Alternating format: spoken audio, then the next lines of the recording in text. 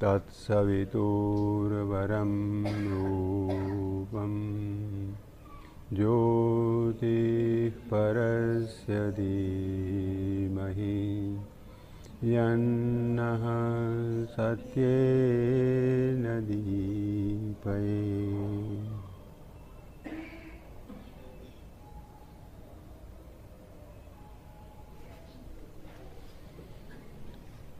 પૂજ્ય શ્રી માકડ સાહેબ, પરાશરભાઈ, સર્વ વડીલો અને આ સાવિત્રી જ્ઞાન યજ્ઞ રૂપી અધ્વર યજ્ઞના સર્વ સહયાત્રીઓ, આજના ત્રીજા દિવસે આપણે આપણી આ જ્ઞાન યજ્ઞની યાત્રા શરૂ કરીએ છીએ. મારી પાસે 2 સજેશન આવેલા છે, 2 સૂચનો આવ્યા છે. એક સૂચન એવું છે કે ક્વેશ્ચન આન્સર કરીએ.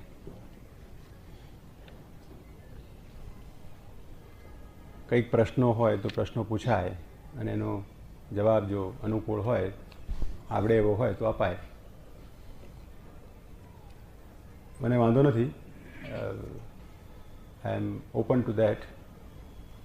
બટ એ જો ક્વેશ્ચન આન્સર કરવા હોય અને એવી બધાની ઈચ્છા હોય તો આ પ્રવચન પૂરું થયા પછીથી, ઇન ધ સેન્સ દેટ પ્રવચન પૂરું થયા પછી આપણે જે 2 મિનિટનું ધ્યાન કરીએ છીએ તે થઈ જાય ત્યાર પછીથી, કારણ કે હંમેશા સમયની પાબંદી રાખવી જ જોઈએ. એટલે 1.25 કલાક 1.5 કલાકનું પ્રવચન હોય એ પૂરું થઈ જાય પછી જેને જવું હોય તે જઈ શકે, અને બાકી જેની જિજ્ઞાસા હોય, કંઈ જાણવાની કે કંઈ પ્રશ્ન પૂછવાની જિજ્ઞાસા હોય તે બેસે અને એ પ્રશ્ન પૂછે અને જો જવાબ આપી શકાય એવો હોય તો આપણે આપીએ. આ એક સૂચન છે. બીજું સૂચન એવું છે કે આની અંદર થોડું વિજ્ઞાન પણ લાવવું જોઈએ. વિજ્ઞાન તો ભરપૂર આવશે, કારણ કે મારો વિષય જ ઇલેક્ટ્રોનિક્સ છે અને ફિઝિક્સ છે, પણ એના એપ્રોપ્રિએટ સમયે જ્યાં આગળ એનું રેફરન્સ આવશે ત્યાં આગળ જરૂર આવશે અને એ ભરપૂર રીતે આવશે, એને કંઈ કહેવાની આપણે જરૂર નથી.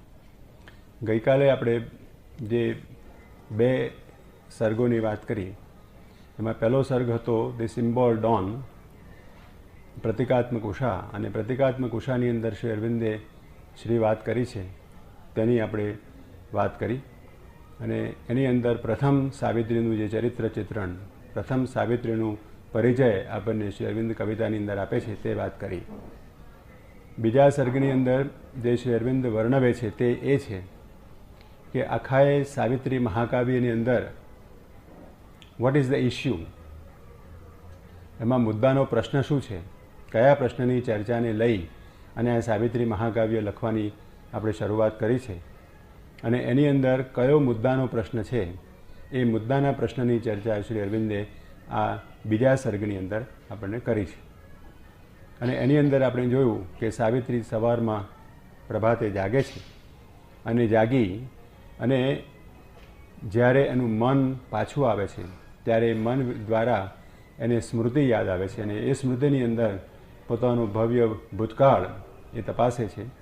અને એ ભૂતકાળની અંદર જે આજની ઘટના જે બનવાની છે એ ઘટનાનું દુઃખ એના હૃદયની અંદર ઉભરી આવે છે, અને પછીથી મન સજાગ થાય છે, પ્રાણ સજાગ થાય છે, જીવન સજાગ થાય છે. અને પછીથી એમ કરતાં કરતાં સાવિત્રી જે આ વિશ્વની નિયતિનો ભાર છે, માનવ જાતિની નિયતિનો ભાર છે, એ માનવ જાતિની નિયતિનો ભાર પોતાના ખભે લઈ અને જાગ્રત થાય છે, અને એ પોતાના દિવ્ય કાર્યને માટે સજ્જ થાય છે. અને એની અંદર આપણે કાલે વાત કરી કે શ્રી અરવિંદ સાવિત્રીનું એક જુદા પ્રકારનું આલેખન આપણને અહીં આગળ કરે છે, અને એ આલેખનની અંદર આપણે ગઈકાલે વાત કરી હતી કે એ એક ઉત્કૃષ્ટ બહુ ઊંચી ભૂમિકાઓ પરથી શ્રી અરવિંદે પોતાનું જે કાવ્ય છે એ કાવ્યની રચનાની અંદર કરી છે. અને એની અંદર પણ જે 4 પંક્તિઓ 5 પંક્તિઓની જે આપણે વાત કરી હતી એ 5 પંક્તિઓ આજે વાંચી અને પછી આપણે આગળ વધીશું.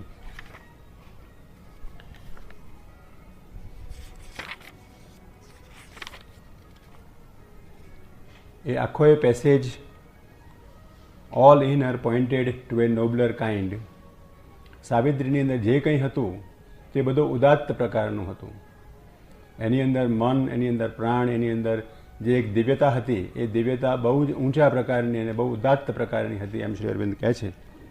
અને એની અંદર જે પંક્તિઓની આપણે વાત ગઈકાલે કરતા હતા તે આ છે: as in A mistake and dynamic dance, a priestess of immaculate ecstasies, inspired and ruled from truth's revealing vault, moves in some prophet cavern of the gods, a heart of silence in the hands of joy, inhabited with rich creative bits, a body like a parable of the dawn that seemed a niche for veiled divinity or golden temple door to things beyond. Shri Aurobindo જે વર્ણન કરે છે તે એ છે કે જાણે એક મંદિરની અંદર કોઈ પૂજારણ, જૂના જમાનાની અંદર અને સાઉથની અંદર હજુ પણ એ રિવાજ છે કે મંદિરની અંદર જે પૂજારણ હોય એ there are people who can dance અને એ રીતે ભગવાનની ભક્તિ કરે. આવી મંદિરની અંદર વ્યવસ્થા હતી અને જ્યારે પણ સાઉથની અંદર છે. તો એની અંદર એક પૂજારણ જાણે કે પોતે નૃત્ય કરી રહી છે ભગવાનને આરાધના કરવાને માટે. અને એ જે પૂજારણ આરાધના કરે છે તે કયા પ્રકારની આરાધના કરે છે, એનું જે નૃત્ય છે એ નૃત્યના લયની અંદર કયા પ્રકારના લયો આવે છે તેની વાત અહીં શ્રી અરવિંદ કરે છે. As in A mistake, good and dynamic dance, dance હંમેશા ડાયનેમિક હોય, એ પ્રિસ્ટેસ ઓફ ઇમેક્યુલેટ એક્સટેસીસ, એક પૂજારણ જે શુભ્ર એવા આનંદને થી એ પોતે આખું એક ડાન્સ કરે છે.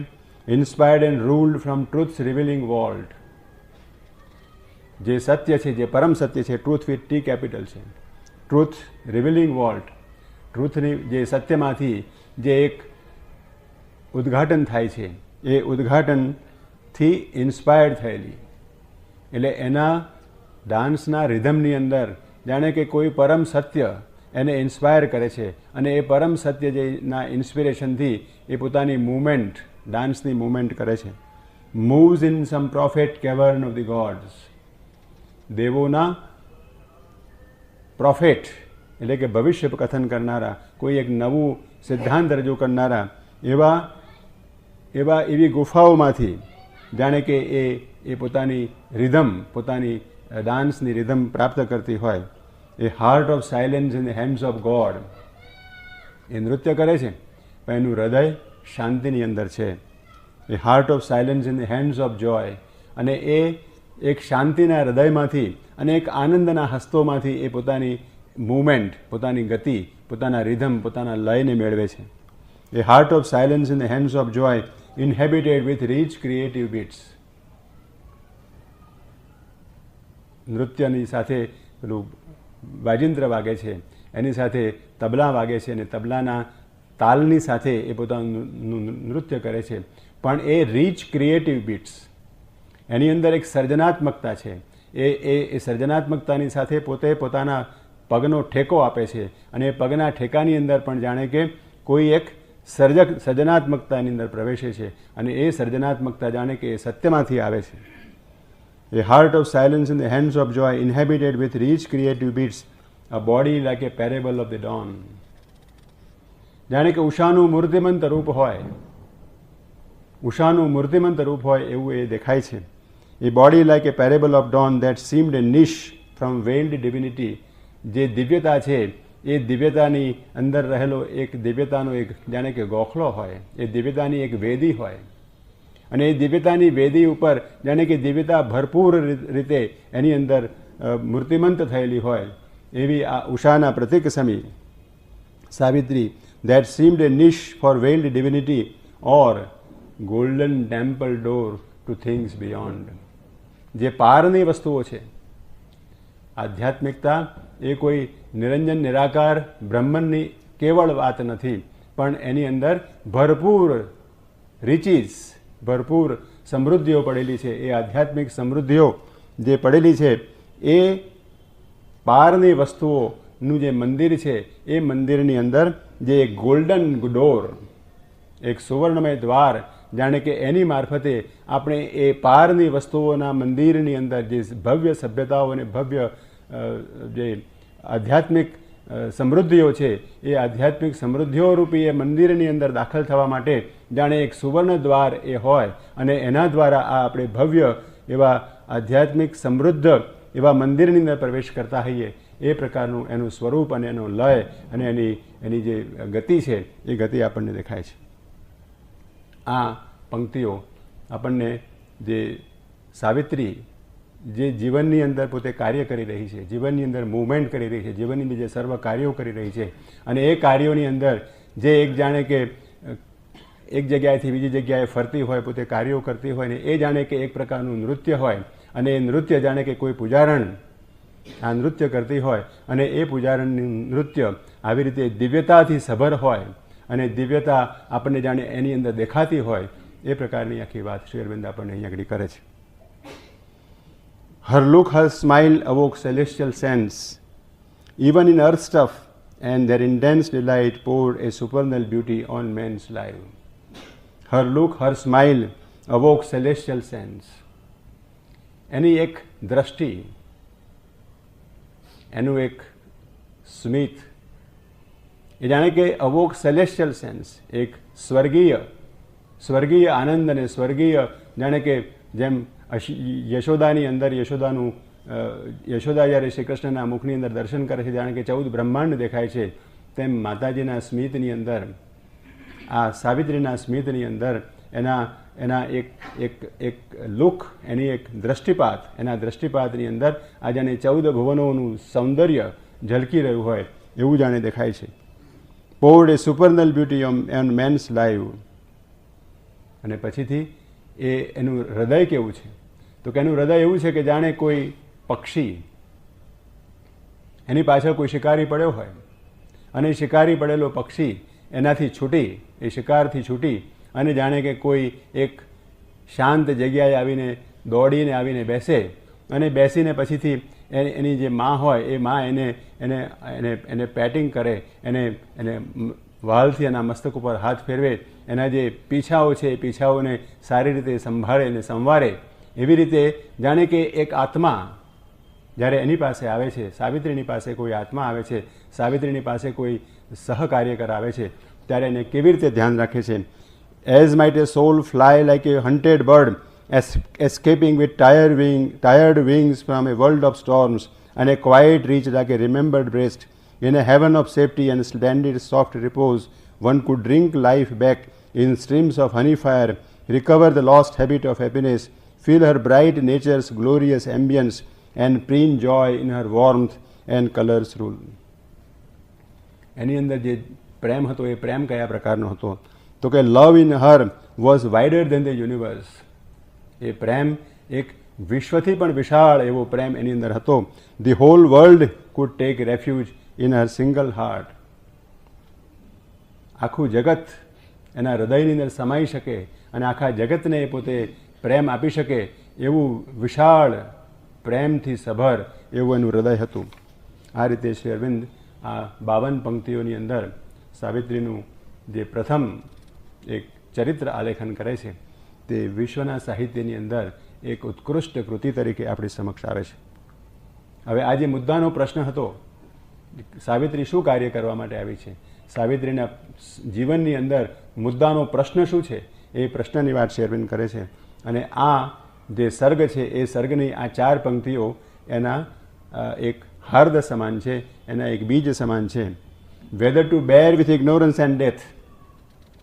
એની સામે જે પ્રશ્ન હતો તે પ્રશ્ન શું છે તો કે whether to bear with ignorance and death or hew the ways of immortality, to win or lose the God like game for man was her soul's issue thrown with destiny's dice. એના સામે મૂળ પ્રશ્ન શું હતો? Whether to bear with ignorance and death, કાં તો અજ્ઞાન અને મૃત્યુને ચલાવી લેવું, to bear with ignorance and death, or hew the ways of immortality, અથવા અમરત્વનો માર્ગ કંડારી કાઢવો. ઇગ્નોરન્સ અથવા મૃત્યુને ચલાવી લેવું અથવા તો અમરત્વનો માર્ગ કંડારી કાઢવો. અને બીજું, to win or lose the god like game for man. માણસને માટે એક દેવ સમાન એવી આ રમતની અંદર to win or lose the god like game for man, to win or lose, આવી આ રમતની અંદર, આવી આ લીલાની અંદર કાં તો હારી જવું કે કાં તો જીતી જવું.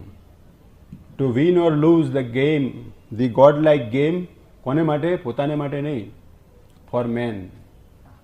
To win or lose the God like game for man was her destiny's issue, where is soul's issue.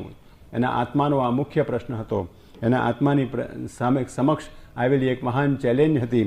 આ એક મુદ્દાનો પ્રશ્ન હતો. Was her soul's issue thrown with destiny's dice. નિયતિના ભાગ્યના પાસાઓ, આ ઘટનાઓ, જીવનની અંદર જે ઘટનાઓ બને છે એ શું છે? એ આપણી ડેસ્ટિની, આપણું જે નિયતિ છે, આપણું ભાગ્ય છે, એ આપણી સમક્ષ પાસા નાખે છે. અને એ પાસાઓની અંદર આપણે એ રમતની અંદર, એ લીલાની અંદર કાં તો આપણે જીતી જઈએ છીએ, કાં તો આપણે હારી જઈએ છીએ. પણ આ જીતવાનું ને હારવાનું સાવિત્રીને માટે, પોતાને માટે ન હતું, એ આ વિશ્વને માટે હતું, માનવ જાતિને માટે હતું. So this is the soul's issue thrown with destiny's dice. અહીંયા આગળ આ જે પ્રસંગ ઉપસ્થિત થયો છે એ વાત કરી લઈએ. શ્રી અરવિંદની સમક્ષ અવતારી કાર્ય શું હતું? શ્રી અરવિંદની સમક્ષ જે અવતારી કાર્ય હતું એ એમણે જે વાત આપણને કરી છે તે એ છે કે અતિમાનસનું અવતરણ. કારણ કે એ એમ કહે છે કે જ્યાં સુધી વિશ્વની અંદર આ અતિમાનસનું અવતરણ, મહરલોકની શક્તિઓનું અવતરણ ન કરવામાં આવે ત્યાં સુધી મનુષ્યના જે પ્રશ્નો છે, એ આ સભ્યતાના પ્રશ્નો છે, એ પ્રશ્નોનો ઉકેલ કાયમી રીતે લાવી શકાય એમ નથી. માટે માનવમાંથી દેવમાનવ આવવો જોઈએ. અને દેવમાનવ આવવાને માટે જે અતિમાનવ શક્તિની અહીંયા જરૂરિયાત છે તેને ઉતારી લાવવી જોઈએ. આ એમનું જીવન કાર્ય હતું, આ એમનું અવતારી કાર્ય હતું. પણ આ તો એક આધ્યાત્મિક પોઝિટિવ કાર્ય હતું. પણ એની પાછળ એક બીજી વાત હતી, અને તે શ્રી અરવિંદે બહુ સ્પષ્ટ શબ્દોમાં આપણને કહી છે. અને તે એ છે કે આ જે સભ્યતા, વેદકાલીન સભ્યતા જે વેદકાળથી ચાલી આવેલી છે, તે હવે એવી એક ચરમ સીમા ઉપર આવી છે કે એ ચરમ સીમા ઉપર આવેલી આ સભ્યતાને કાં તો પ્રલય ગળી જાય, કાળની ગર્તાની અંદર ફેંકાઈ જાય, અથવા તો એનો સમગ્ર વિનાશ થાય, અથવા તો એક નવીન સર્જન એમાંથી શરૂ થાય, નવીન સર્જનનું નિર્માણ થાય. આ પ્રકારની શક્યતાનો પ્રશ્ન અત્યારે માનવજાતને મૂંઝવી રહ્યો છે. આ શ્રી અરવિંદ કહે છે એવું નથી. આજે પશ્ચિમની સભ્યતા આ મોટી જાગીને એનો મોટે મોટે અવાજે થઈને કહે છે કે આ સભ્યતા હવે આગળ ચાલી શકે એમ નથી. કારણ કે માનવની બુદ્ધિએ જે પ્રશ્નો ઊભા કર્યા છે, એ માનવની બુદ્ધિએ ઊભા કરેલા પ્રશ્નોને માનવ પોતે એનું સોલ્યુશન લાવી શકે એમ નથી. એને માટે કોઈક બીજી શક્તિની જરૂરિયાત છે. એ માનવને હવે સમજાવવા લાગ્યું છે. આ પશ્ચિમના જગતને પણ હવે સમજાવવા લાગ્યું છે. પશ્ચિમના વિચારકો પણ સમજે છે. તો અત્યારે આપણે એક એવી સમયના એવા આર્કની અંદર, સમયના એવા પોઈન્ટ ઉપર આવીને ઊભા છીએ જ્યારે આપણી સભ્યતાને પ્રલય ગળી જાય. અને આપણે તો જાણીએ છીએ કે આપણા મન્વંતરોની અંદર આ પ્રલયની કથા છે, અને આવા અનેક સર્જનો આપણી અંદર થયા છે. આ 7મો મન્વંતર છે એ વૈવસ્વત મન્વંતર છે. એમાં આપણા પુરાણો આપણને કહે છે આ 7મો વૈવસ્વત મન્વંતર હવે એક પ્રલયની કિનારી ઉપર આવીને ઊભો છે. અને એ પ્રલયની કિનારી ઉપર આવીને ઊભેલો આ કાળ, આ યુગ કાં તો કાળની ગર્તાની અંદર ફેંકાઈ જશે, મનુષ્ય માત્રનું અસ્તિત્વ નષ્ટ થઈ જશે, એવી એક પરિસ્થિતિનું નિર્માણ થયું છે. એ પરિસ્થિતિના નિર્માણ વખતે જો એને, એ સભ્યતાને કાયમ રાખી, કારણ કે એ સભ્યતા જો નાશ પામે તો શું થાય? ફરીથી એકડેકથી શરૂઆત કરવી પડે. અને ફરીથી એકડેકથી શરૂઆત કરવાની એટલે યુગો વીતી જાય. એ યુગો વીત્યા પછીથી ફરી પાછી માનવ સભ્યતા શરૂ થાય, અને એ સભ્યતાની અંદર જે આખું કામ થયેલું છે એ નષ્ટ થઈ જાય. તો is it possible to give continuity to this civilization? આ સિવિલાઇઝેશનને સાતત્ય આપી શકાય એમ છે? પરમાત્માએ એનું નિર્માણ કરેલું છે. પરમાત્માએ પોતાના વિધાનની અંદર, પોતાના એક સંકલ્પની અંદર એનું નિર્માણ કરેલું છે કે આ સાતમો વૈવસ્વત મન્વંતર હવે પછી પ્રલયની જરૂરિયાતને એની જરૂર નહીં પડે. પણ આ પ્રલયની જરૂરિયાત ન પડે જો આ માનવ સભ્યતાને સાતત્ય આપવું હોય, જો એને એની પ્રલયની ગર્તામાં ફેંકી દેવાની ન હોય તો એને માટે કોઈકે કાર્ય કરવું પડે, કોઈકે એને માટે તપશ્ચર્યા કરવી પડે. એને માટે જે પૃથ્વી ઉપર એને માટે જે એક પ્રશ્ન છે, મોટામાં મોટો પ્રશ્ન છે, એ પ્રશ્નને ઉકેલવો પડે. અને એ પ્રશ્ન એ શું છે? માનવ સભ્યતાનો વિનાશ કેમ થાય છે? માનવ સભ્યતાનો વિનાશ એટલા માટે થાય છે કે માનવ સભ્યતા એક એની ચરમસીમા સુધી આવે છે અને પછીથી એ આગળ વધી શકતી નથી. આપણે એટલાન્ટિસની પરંપરાનો આપણને ખ્યાલ છે. એટલાન્ટિસની પરંપરા પૃથ્વીના પેટાળની અંદર, સાગરના પેટાળની અંદર કેમ ડૂબી ગઈ? કારણ કે એ આગળ વધી શકે એમ ન હતી. પ્રલય એટલા માટે આવે છે કે પ્રકૃતિ પોતે પ્રયોગો કરે છે, માટીના રમકડા બનાવે છે, અને માટીના રમકડા બનાવીને એને એમ લાગે કે હવે આ રમકડું નથી ગમતું મને, એટલે પછી એને એ તોડી નાખે છે અને ફરીથી માટીને ભેગી કરી અને ફરી માટીમાંથી એક નવું સર્જન ઊભું કરે છે. એ માટીના રમકડા વડે પ્રકૃતિ અને કાળ રમે છે. એને માટે તો આ રમત છે. એ સંસ્કૃતિ અને માનવ સભ્યતાને એક દુબાડી દે, એને માટે એક સભ્યતા, એને માટે એક રમકડું છે, એને માટે એક રમત છે. પણ જે પરમાત્માનો જે પરમ સંકલ્પ છે, એ પરમ સંકલ્પને સિદ્ધ કરવા માટે એ કાળની એક વિશિષ્ટ, કાળની એક લાંબી ગતિની અંદર એક અવરોધ ઊભો થાય છે. અને જો એ અવરોધને દૂર કરી શકાય તો આ કામ કરી શકાય. તો એને માટેની શરત શું છે? તો એને માટેની શરત એ છે કે માનવ સભ્યતા એક એવી મુલાયમ સભ્યતા હોવી જોઈએ કે જે મુલાયમ સભ્યતા એ કાયમ પ્રગતિ કરી શકે, એ ફોસિલાઇઝ ન થઈ જાય. માણસ 60 વર્ષનો થાય, 70 વર્ષનો થાય, 80 વર્ષનો થાય એટલે એ આગળ પ્રગતિ કરી શકતો નથી. એનું શરીર એટલીસ્ટ, એનું શરીર તો આગળ પ્રગતિ કરી શકતું નથી. તેમ આ માનવ સભ્યતા એક એવી અવસ્થાએ પહોંચે છે જ્યારે એને જે કંઈ પ્રાપ્ત કરવાનું તો એ પ્રાપ્ત કરી લે છે અને પછી એ આગળ વધી શકતી નથી. એની અંદર વધારે વિકાસ થઈ શકતો નથી. તો આ વિકાસ લાવવા માટે શું કરવું પડે? માનવ શરીરની અંદર જેમ મુલાયમતા લાવવી પડે, એની અંદર એક સાતત્ય ઊભું કરવું પડે, એવી રીતે માનવ સભ્યતાની અંદર પણ એક પ્રકારની મુલાયમતા ઊભી કરવી પડે. એને સતત પ્રગતિશીલ રહેવા માટે જે મુલાયમતા જોઈએ એ મુલાયમતા લાવી આપવી પડે. આ સભ્યતાની અંદર મુલાયમતા ક્યારે આવે? આપણે અત્યારે બુદ્ધિની વાત કરીએ તો અત્યારે બુદ્ધિની શી પરિસ્થિતિ છે? બુદ્ધિની પરિસ્થિતિ અત્યારે એવી છે કે બુદ્ધિ જાણે થાકી ગઈ છે. આ બુદ્ધિ પોતે પોતાની જાતને કબૂલ કરવા માટે તૈયાર હોય કે ન હોય, પણ તમે આ રિસર્ચર્સને, સાયન્ટિસ્ટોને, આ બધાને પૂછો તો એમને ખાનગીથી પૂછો ને તો એવું કહી શકે અમે થાકી ગયા છીએ. કારણ કે નોલેજનું મલ્ટિપ્લિકેશન એટલું બધું થયું છે. By knowing too much we cannot know the one. સાવિત્રીમાં શ્રી અરવિંદે લખ્યું છે, by knowing too much we do not know what the essential is to be known. આ માનવની જ્ઞાનનું મલ્ટિપ્લિકેશન એટલું બધું થયું છે કે હવે એ ક્યારે રોજને રોજ નવા નવા શાસ્ત્રો ઊભા થાય છે, રોજને રોજ નવી નવી વિજ્ઞાનના ડિપાર્ટમેન્ટ ઊભા થાય છે. એમાં એનો અંત ક્યારે આવે? અને એની અંદર રિસર્ચર્સને જીવનના કાળખંડની અંદર એક જાતની સ્પર્ધાની અંદર આગળ વધવું પડે છે અને માણસ થાકી ગયો છે.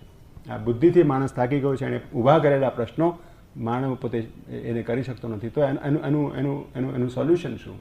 એનું સોલ્યુશન એક જ છે કે માણસની બુદ્ધિની પાર રહેલી જે શક્તિ છે એ શક્તિનો આશરો લે. અને એ પરમાત્માએ વિધાન કરેલું છે, અને પરમાત્માએ વિધાન એ પ્રમાણે કરેલું છે કે જો માનવ સભ્યતાને આધ્યાત્મિક સભ્યતાની અંદર, બુદ્ધિની સભ્યતાને આધ્યાત્મિક સભ્યતાની અંદર જો વિકાસ કરી શકાય તો એને માટે જે મુલાયમતા જોઈએ એ મુલાયમતા લાવી શકાય. અને એ મુલાયમતા લાવવાને માટે શ્રી અરવિંદે અવતાર ધારણ કર્યો છે. Shri Aurobindo's life is a direct action from the Supreme.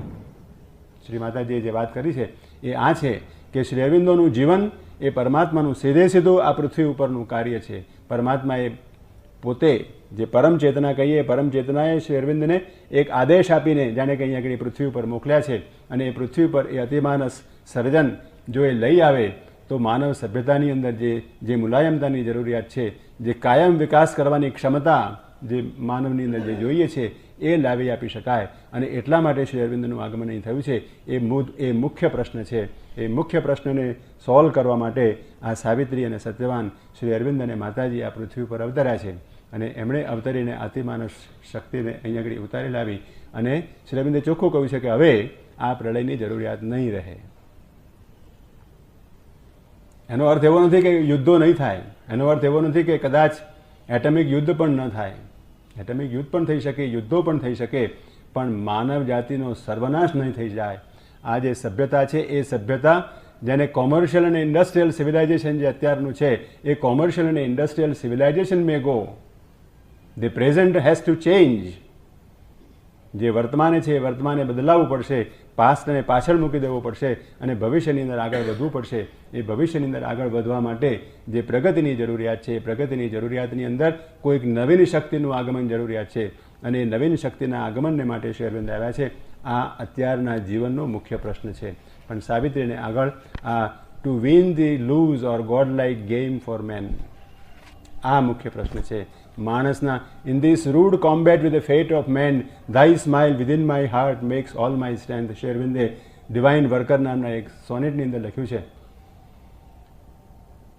In this rude combat with the fate of man, માનવના નિયતિ, માનવના ભાગ્યની સાથેના આ એક રૂડ કોમ્બેટ, આ એક વોરની અંદર, આ એક સ્ટ્રગલની અંદર, thy smile within my heart makes all my strength, મારા અંતરની અંદર તારી જે એક સ્માઇલ છે એ મારી મને એક તાકાત આપે છે. અને એ તાકાતથી હું આ પૃથ્વીના અને મનુષ્ય જાતિના ભાવિ સાથે હું લડી રહ્યો છું.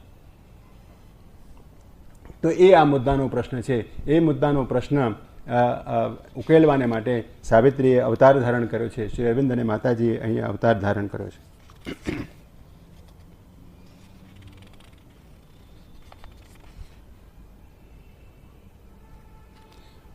In her own self she found her high recourse. She matched with the iron law her sovereign right.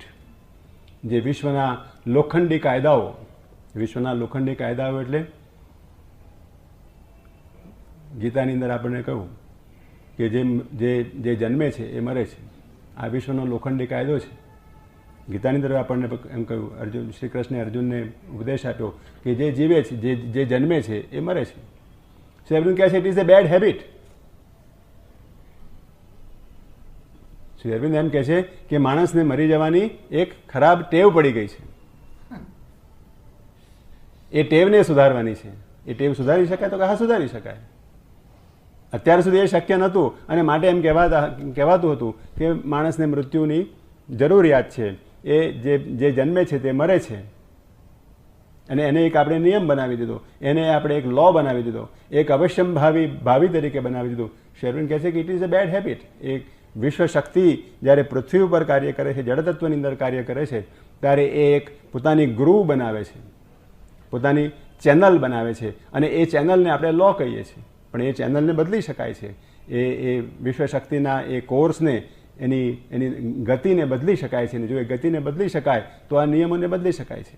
પણ એ નિયમો, એને માટેની જે પરમ શક્તિ છે એ પરમ શક્તિની અનુમતિ જોઈએ અને આપણી અંદરથી એક પ્રકારની તપસ્યાની એ જોઈએ. એ બંનેનો જો સંસર્ગ બંનેની સાથે મળી આવે પૃથ્વી ઉપર તો એ કાર્ય સિદ્ધ થઈ શકે. તો હેબિટને પણ બદલી શકાય છે. અને હેબિટને બદલવા માટે પૃથ્વીના જે આ નિયમો છે એ નિયમોને બદલવા માટે અને એની અંદર દિવ્યતા લઈ આવવા માટે તો શ્રી અરવિંદનું આગમન થયું છે. Her single will opposed the cosmic rule. એની પોતાની એક સંકલ્પ શક્તિ આ વિશ્વના નિયમની સામે પડી. સાવિત્રીની વાત છે. In her own self she found her high recourse. She matched with the iron law her sovereign right. Her single will opposed the cosmic rule. આ વિશ્વના બ્રહ્માંડના નિયમની સામે એણે પોતાની એક સંકલ્પ શક્તિ, પોતાની વ્યક્તિગત સંકલ્પ શક્તિને સામે મૂકી અને એની સાથે એ ઊભી થઈ. પણ એને માટે શું જોઈએ? શ્રી અરવિંદ વર્ણન કરે છે, a magic leverage suddenly is caught that moves the veiled ineffable timeless will. A prayer, a master act, a king idea can link man's strength to a transcendent force Then miracle is made the common rule. One mighty deed can change the course of things. A lonely thought becomes omnipotent. એની અંદર શું જોઈએ તો કે એ prayer, પ્રાર્થના, એ master act, કોઈ એક એવું કાર્ય કે જે જીવનના આખા કોર્સને બદલી શકે, જે વિશ્વના આખા યુગને બદલી શકે, એ કિંગ આઈડિયા, એક એવો વિચાર કે જે વિશ્વની અંદર પરિવર્તન લાવી શકે, આવું જો વિચાર, આવું જો એક પ્રાર્થના, આવું જો એક કાર્ય જો કોઈને હાથમાં આવી જાય તો that can change the whole thing. Then miracle is made a common rule. તો પછીથી આ વિશ્વ એક અદ્ભુતતા બની જાય, એની અંદર અનેક પ્રકારના મિરેકલ્સ બની શકે. આ યોગની વાત આવી છે, શ્રી અરવિંદની સાથે વાત કરી લઈએ. શ્રી અરવિંદ આશ્રમની અંદર માતાજી અને શ્રી અરવિંદે અનેક પ્રકારના મિરેકલ કર્યા છે, જેને આપણે મિરેકલ કહીએ છીએ. તે જેને અષ્ટસિદ્ધિઓની વાત કરીએ છીએ, એ અષ્ટસિદ્ધિઓને શ્રી અરવિંદ કદી એને અડક્યા પણ નથી. પણ માતાજી કહે છે કે Shri Aurobindo refuse to do the vital kind of miracles. જેને અષ્ટસિદ્ધિઓની વાત કરીએ છીએ, એક જગ્યાએ જવું, બીજી જગ્યાએ જવું, પછી અનેક પ્રકારની જે સિદ્ધિઓની વાત આપણને પુરાણોની અંદર જગ્યાએ મળવા મળે છે, હી રિફ્યુઝ ટુ ઓપરેટ ધોઝ સિદ્ધિઝ. એ સિદ્ધિઓ એમને મળેલી હતી, પણ એ સિદ્ધિઓને કામ કરવા માટે એને ઓપરેટ કરવા માટે તૈયાર ન હતા. એમણે જે પ્રકારના મિરેકલ કર્યા છે એ માનસિક પ્રકારના મિરેકલ છે. માણસના મનને બદલી નાખવું, માણસના મનને બદલી નાખવું, માણસની અંદર જે શક્તિ, જે મનની શક્તિ કાર્ય કરતી હોય એ શક્તિની જગ્યાએ બીજી કોઈ શક્તિ મૂકવી કે જેથી એ માણસનું આખું જીવન કોર્સ બદલાઈ જાય, એ પ્રકારના મિરેકલ શ્રી અરવિંદે કરેલા છે. અને જો શ્રી અરવિંદનું જીવન આપણે વાંચીએ, આ બધા જે આપણા આશ્રમની અંદર રહેલા જે સાધકો છે એ સાધકોના બધા પુસ્તકો વાંચીએ તો આપણે જોઈ શકીએ કે, અને એથી પણ વધારે જો આપણે એનું ડોક્યુમેન્ટરી એવિડન્સ જોઈતો હોય તો કોઈકે લખ્યું છે પોતાના પુસ્તકની અંદર કે ત્યાંના જે ટેલિગ્રાફ ઓફિસ છે ને પોંડિચેરી આશ્રમની, એ ટેલિગ્રાફ ઓફિસના જે ટેલિગ્રામ મળેલા હોય અથવા તો ટેલિગ્રામનો જો આખો રેકોર્ડ વાંચીએ તો એ રેકોર્ડ ઉપરથી ખબર પડે કે હજારો અને લાખો એમ કહીએ કે એવા ટેલિગ્રામ આવેલા છે કે હે પ્રભુ અમને મદદ કરો, આ પરિસ્થિતિ છે, આ મુશ્કેલી છે, આવો રોગ થયેલો છે, આમ છે તેમ છે, અને એની પાસે એની સામે જે શક્તિ મૂકેલી હોય શ્રી અરવિંદે,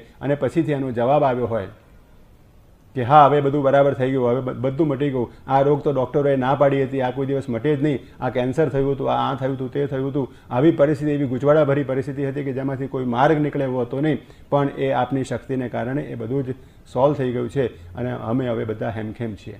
આવા અનેક હજારો તાર જો પોંડિચેરીની તાર ઓફિસમાંથી જો કાઢવામાં આવે તો આપણને આ ડોક્યુમેન્ટરી એવિડન્સ મળી શકે. આવી અનેક વાતો છે, આપણે એની વાત નહીં કરીએ.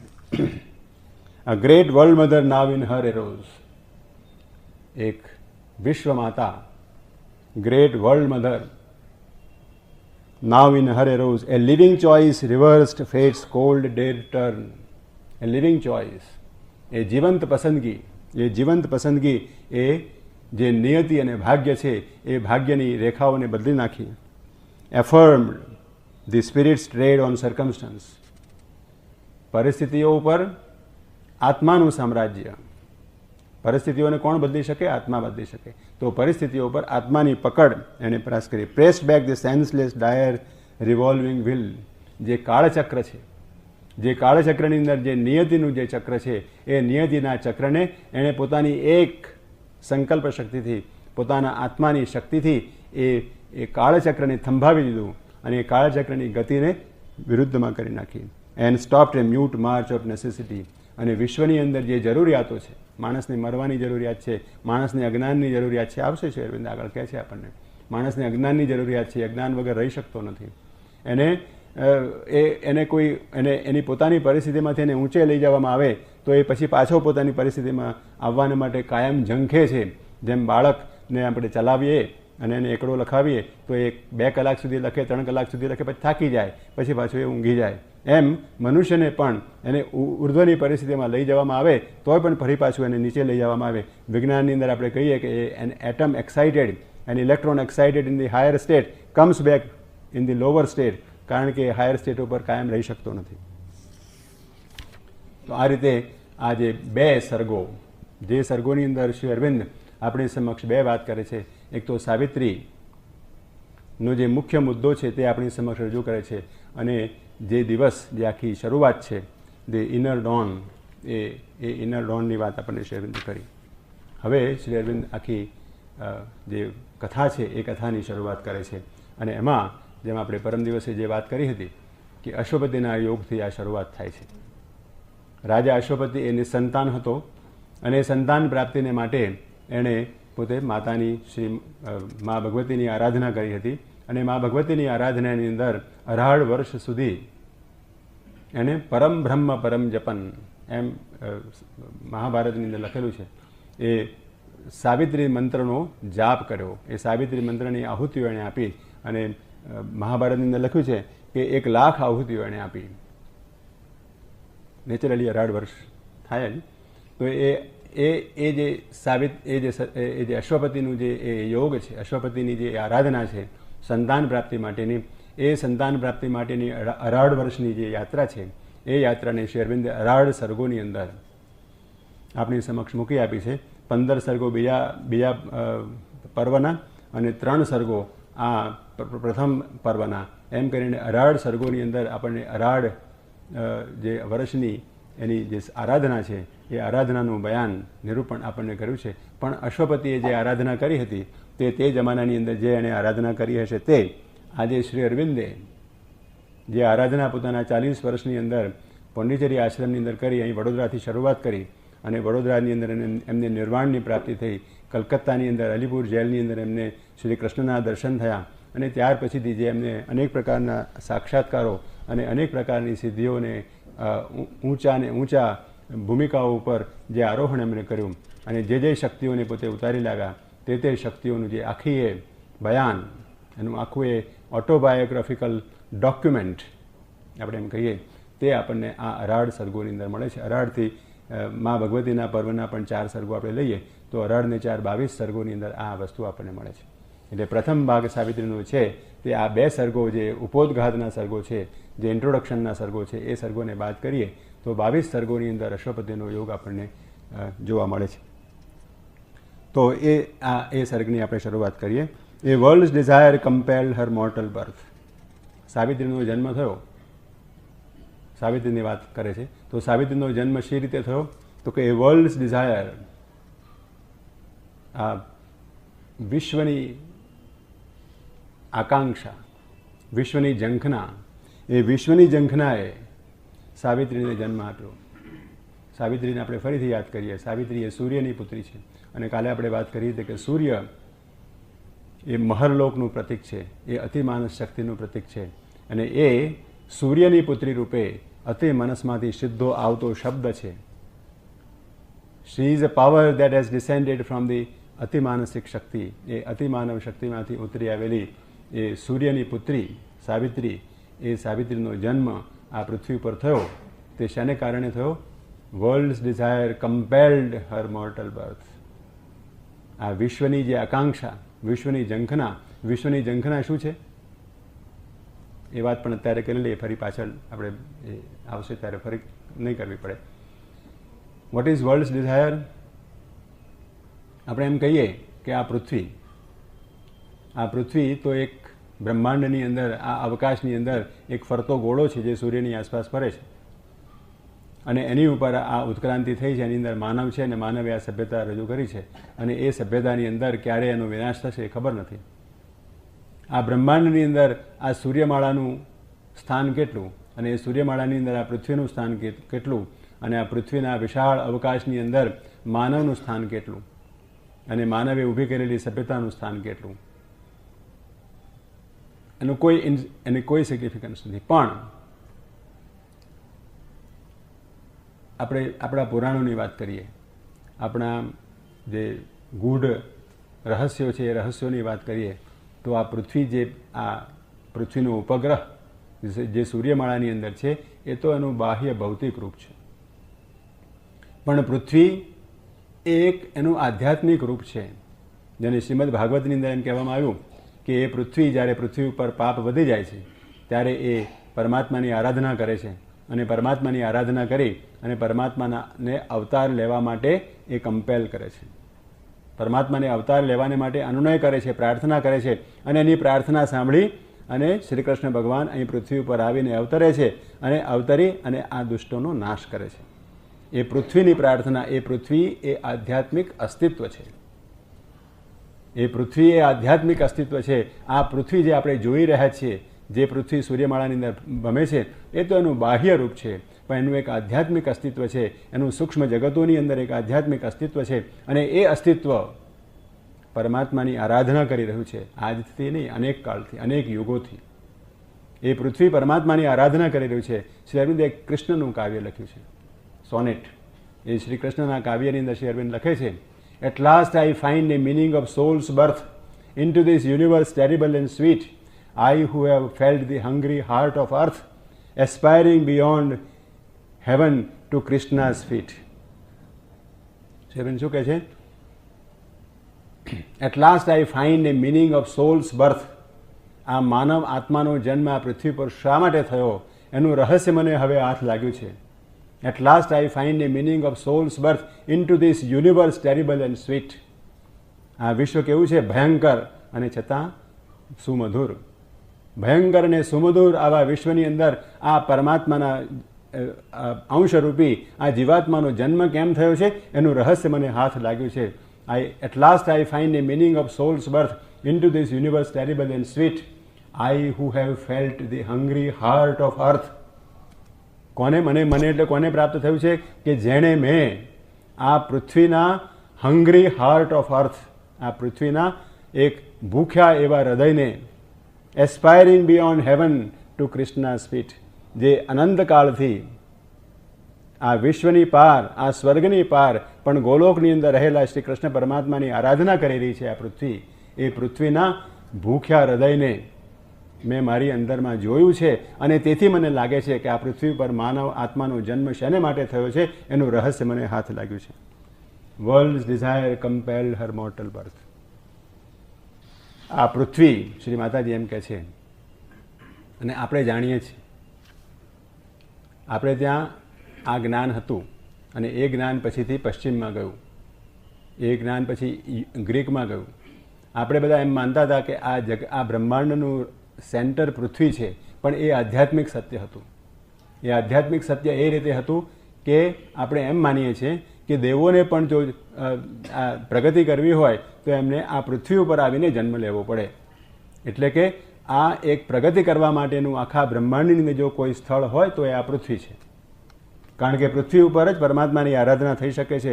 પૃથ્વી ઉપર જ આપણી અંદર રહેલો સાયકિક બિઈંગ પરમાત્માની આરાધના કરી અને એને અહીં બોલાવી શકે છે અને અહીંયા આગળ આપણે પ્રગતિ કરી શકીએ છીએ. તો આ બ્રહ્માંડની અંદર પરમાત્માની આરાધના, જે આરાધનાની અભિપ્સા છે, એ અભિપ્સાનો અગ્નિ આ પૃથ્વી ઉપર જીવંત છે. એટલે બ્રહ્માંડની અંદર બ્રહ્માંડે પોતાની અભિપ્સામાંથી જે એક સર્જન કર્યું તે આ પૃથ્વી છે, એમ શ્રી માતાજી કહે છે. અને એ અર્થની અંદર આ બ્રહ્માંડનું જીવંત કેન્દ્ર, અભિપ્સા કરતું કેન્દ્ર એ આ પૃથ્વી છે. આ જ્ઞાન આપણને હતું એટલે આપણે એને એક આધ્યાત્મિક સત્ય તરીકે માનતા હતા. આ આધ્યાત્મિક સત્ય આપણે ત્યાંથી ગ્રીકમાં ગયું, ગ્રીસની અંદર ગયું, અને ગ્રીસે, કારણ કે એમને આધ્યાત્મિકની સમજણ ના પડે એટલે એમને એને એક એસ્ટ્રોનોમિકલ સત્ય માની લીધું. અને એસ્ટ્રોનોમિકલ સત્ય માની લીધું અને કહ્યું કે આ પૃથ્વી તો સપાટ છે અને આ પૃથ્વી ઉપર આ પૃથ્વી બ્રહ્માંડનું કેન્દ્ર છે વગેરે વગેરે. અને પછી ગેલિલિયોને જે આપણે એને શોધી કાઢ્યું કે આ પૃથ્વી સ્થિર નથી, આ પૃથ્વીની આસપાસ બ્રહ્માંડ નથી ફરતું. કારણ કે પૃથ્વી જો એનું કેન્દ્ર હોય તો પૃથ્વીની આસપાસ બ્રહ્માંડ ફરે છે એમ અર્થ થાય. તો એને એસ્ટ્રોનોમિકલ સત્ય માની લીધું અને એ સત્ય માનવાને કારણે એ લોકોને પાછળથી વિજ્ઞાનનું સત્ય શોધી કાઢવું પડ્યું અને પછી એ આખું વિરોધ થયું. તો એ પૃથ્વી એ બ્રહ્માંડની પોતાની પરમાત્માની અભિપ્સામાંથી, બ્રહ્માંડની પરમાત્મા પ્રત્યેની અભિપ્સામાંથી આ પૃથ્વીનો જન્મ થયો છે. અને પૃથ્વીએ પોતાની એ અનંતકાળની આરાધનામાંથી, અને અનંતકાળની આરાધના અને પરમાત્માની અનુમતિ એ બંનેના સામંજસ્યથી, એ બેના સમન્વયથી પોતાની અંદર માનવને જન્મ આપ્યો છે. એ માનવ પૃથ્વીને માટે અભિપ્સાનું એક સાધન છે. માનવ પૃથ્વીની અભિપ્સા માનવ દ્વારા કરે છે. એ માનવ પરમાત્માની પૃથ્વીની પરમાત્મા પ્રત્યેની અભિપ્સાનું એક સાધન છે, અને એ અભિપ્સાના જવાબ રૂપે સાવિત્રીનો જન્મ થાય છે. The world's desire compelled her mortal birth. One in the front of the immemorial quest, protagonist of the mysterious play, in which the unknown pursues himself through forms and limits his eternity by the hours, and blind void struggles to live and see, a thinker and toiler in the ideal's air, brought down to earth's dumb need her radiant power. એના માટે એક નિમિત્ત કોણ બન્યો? તો કે નિમિત્ત. One in front of the immemorial quest. માનવની જ્યારથી શરૂઆત થઈ ત્યારે માનવની જીવંત શરૂઆતથી માનવ જ્યારથી વિચારતો થયો ત્યારથી માનવે જ્યારથી શબ્દનો સંચાર કર્યો ત્યારથી શબ્દને શોધી કાઢ્યો, વાણીને શોધી કાઢી ત્યારથી માનવની અંદર આ અભિપ્સા રહેલી છે કે ધર્મ છે, પરમાત્મા છે, એક પરફેક્શન છે. એ સર્વ વસ્તુઓને શોધી કાઢવા માટે એની અંદર એક શોધ છે. એ શોધ ચાલી રહી છે. એ શોધની અંદર એણે પોતાની અંદરથી અનેક મહાનુભાવોને જન્મ આપ્યો છે, એક મહાન નેતાઓને જન્મ આપ્યો છે કે જે આ પોતાની શોધ છે એ શોધના અગ્રેસરો હોય. One in the front of the memorial quest, protagonist of the mysterious play, brought down to earth dumb need her radiant power. અને એ આ અશ્વપતિનું વર્ણન અહીં આગળ શરૂ થાય છે. His was a spirit that stooped from larger spheres into our province of ephemeral sight, a colonist from immortality. અશ્વપતિ કોણ હતો? એ colonist from immortality. અમરત્વમાંથી આવેલો એક કોલોનિસ્ટ. અને જે એક મહત્વની વાત શ્રી અરવિંદ અહીં આગળ કરે છે તે શું? And paying here God's debt to earth and man, a greater sonship was his divine right. અશ્વપતિનો જન્મ અશ્વપતિ કેમ આવ્યો હતો? તો કે paying here God's debt to earth and man. પરમાત્માનું દેવું આ પૃથ્વીને અને માનવ જાતિને છે. અત્યાર સુધી આપણને શું કહેવામાં આવ્યું? આપણને એમ કહેવામાં આવ્યું કે માનવ અજ્ઞાન છે, માનવનું કર્મ છે, અને માનવનું કર્મ એ અજ્ઞાનમાં રહેલું કર્મ છે, એટલે પરમાત્મા એને વારંવાર પૃથ્વી પર મોકલે છે, અને તેથી આપણે ભગવાનનું દેવું, આપણું ભગવાનનું દેવું છે, આપણે ભગવાનનું દેવું પૂરું કરવાનું છે. પણ એ એક વાત છે. બીજી બાજુ પરમાત્માનું પણ દેવું છે, કારણ કે આપણે તો અમૃતત્વના પુત્રો છીએ. આપણે અમૃતત્વના પુત્રોને આપણને પૃથ્વી ઉપર આ જ્ઞાનની અંદર મૃત્યુના સકંજાની અંદર મોકલી દીધા છે, અને મોકલી દીધા પછીથી એની સંભાળ રાખવાનું, કે એને જીવંત રાખવાનું, કે એને એ અભિપ્સાની અંદર કાયમ રાખવાનું કામ અને એની ફરજ એ પરમાત્માની છે. એ પરમાત્માનું દેવું છે. એ પરમાત્માનું મનુષ્ય જાતિને માટે, આ પૃથ્વીને માટે દેવું છે, અને એ દેવું પૂરું કરવા માટે આ મહાપુરુષો વારંવાર આ પૃથ્વી ઉપર આવી અને તપસ્યા કરે છે, અને તપસ્યા કરી માનવ આત્માને આગળ લઈ જવા માટે મદદ કરે છે. આ પરમાત્માનું આ પૃથ્વીને અને માનવ જાતને દેવું છે, એ દેવું પૂરું કરવા માટે આ અવતારી પુરુષો આવે છે. અને એ અવતારી પુરુષોની અંદર આ સત્યવાન પણ આપણે અશ્વપતિ અહીંયા આવ્યો છે, અને અશ્વપતિ પણ એ પોતાના જન્મની અંદર એ આ પૃથ્વીનું પરમાત્માનું જે દેવું છે એ દેવું પૂરું કરવા માટે આવ્યો છે. Paying here God's debt to earth and man, a greater sonship was his divine right. His soul lived as eternity's delegate. His mind was like a fire assailing heaven, his will a hunter in the trails of time. His soul lived as eternity's delegate. શાશ્વતીના એક પ્રતિનિધિ રૂપે એનો આત્મા અહીંયા જીવતો હતો. એનો આત્મા, એનું આત્મતત્વ એ ઇટર્નિટીના ડેલિગેટ તરીકે એક શાશ્વતીના એક પ્રતિનિધિ રૂપે અહીં આગળ હતું. His mind was like A fire. એનું મન કેવું હતું? એક પ્રચંડ અગ્નિ જેવું, પ્રચંડ અગ્નિજ્વાળા જેવું હતું. એસેલિંગ હેવન, જે સ્વર્ગ ઉપર આક્રમણ કરી શકે, એક એવો અગ્નિ કે જે સ્વર્ગ ઉપર આક્રમણ કરી શકે એવું એનું મન હતું, એની બુદ્ધિ હતી. His will a hunter in the trails of light. એની સંકલ્પ શક્તિ, વિચાર હોય, જ્ઞાન હોય, બુદ્ધિ હોય, બધું હોય, પણ એની અંદર સંકલ્પ શક્તિ ના હોય. એ વિચારને અને જ્ઞાનને કાર્યમાં પરિણત કરવાના માટેની જે શક્તિ અને સામર્થ્ય જોઈએ, એ શક્તિ અને સામર્થ્ય સંકલ્પમાંથી આવે છે. એ સંકલ્પમાં પણ એક પ્રકારની શક્તિ હોવી જોઈએ. His will a hunter in the trails of light. પ્રકાશના માર્ગની અંદર એક હન્ટર તરીકે એની વિલ, એની અંદર સંકલ્પ શક્તિ કામ કરી રહી હતી. The little plot of our mortality touched by this tenant from the heights became a playground of living infinite. A little plot of our mortality. આપણી મર્યાદાનો આ નાનો સરખો plot, touched by this tenant from the heights became a playground of living infinite. એ જીવંત અનંતતાનો એક playground બની ગયો, એ જીવન અનંતતાને માટે રમવા માટેનું એક સ્થાન બની ગયું. આ સત્ય આપણે અશ્વપતિની આખી વાત શ્રી અરવિંદે આગળ રજૂ કરે છે. અશ્વપતિ પોતાનો યોગ શરૂ કરે છે અને એ યોગની અંદર એને અનેક પ્રકારના અનુભવો થાય છે, અનેક સાક્ષાત્કારો પ્રાપ્ત થાય છે અને એ સાક્ષાત્કારો પ્રાપ્ત થતાં થતાં a seer was born a shining guest of time. એની અંદર એક સિયર, એક ઋષિ જન્મ લે છે, a shining guest of time, કાળની અંદર આવેલો એક ગેસ્ટ, મહેમાન, કાળની અંદર આવેલો એક મહેમાન તરીકે એક shining. His march now soared into an eagle's flight. એની ગતિ એક ઈગલ્સ ફ્લાઇટ તરીકે એ માનવના મનમાંથી એ ઉર્ધ્વ ચેતનાઓમાં ગતિ કરે છે. એ પોતે સાક્ષાત્કારોની અંદર, દિવ્ય ચેતનાઓની અંદર આગળ વધે છે. અને એ આગળ કેવી રીતે વધે છે? જાણે ઈગલ પોતે એક આકાશની અંદર ઉડાન કરે અને ઉડાનની અંદર એની ચેતના આગળ ને આગળ વધે, તેમ એની ચેતના ઉર્ધ્વને ઉર્ધ્વમાં જાય છે. He made of miracle a normal act and turned to a common part of divine works, magnificently natural at his height. He made of miracle a common act. રોજની કામની વાતો એક મિનિટે એ પોતે મિરેકલ કરી શકે. જે મહાપુરુષ, જે શ્રી અરવિંદ ચર્ચિલને પોતાની સ્પીચ લખાવી શકે, પાર્લિયામેન્ટની અંદર ચર્ચિલે જે સ્પીચ આપી હતી, આવી અનેક સ્પીચો શ્રી અરવિંદે પોતે લખાવી છે, એવી આખી વાત છે. He made a miracle a normal act and turned to a common part of divine works. એ બધી વાતો આપણે અત્યારે રહેવા દઈએ, કારણ કે it is A very long A story.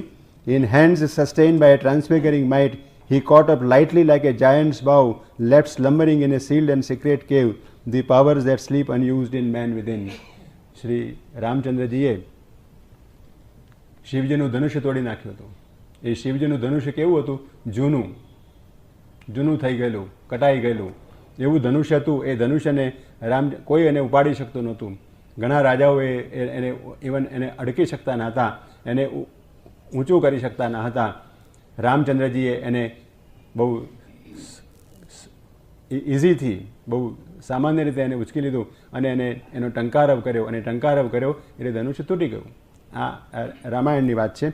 he કહે છે, he in hands sustained by a transfiguring might, he caught up lightly like a giant's bow, left slumbering in a sealed and secret cave, the powers that sleep unused in man within. માણસની અંદર જે અવચેતન રહેલું છે, એ અવચેતનની ગુફાઓની અંદર અનેક એવી શક્તિઓ રહેલી છે. એ શક્તિઓ જાણે કે અનયુઝડ, જૂની થઈ ગયેલી, કટાઈ ગયેલી એવી શક્તિઓ ત્યાં પડેલી છે. એ શક્તિઓ રૂપી જે બાણ છે, જે ધનુષ્ય છે, એ ધનુષ્યને રાજા અશ્વપતિએ જાણે એક લાઇટલી, એક સામાન્ય રીતે પકડી લઈને એને ઉઠાવી લે એવી રીતે એ અવચેતન અવસ્થામાંથી એને ઉઠાવી લીધું અને એમાંથી એણે એ શક્તિને પ્રાપ્ત કરી.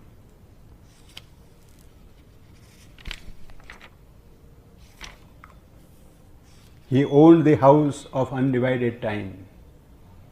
Undivided time, જ્યાં પાસ્ટ, પ્રેઝન્ટ અને ફ્યુચર એ એકી સાથે રહે છે.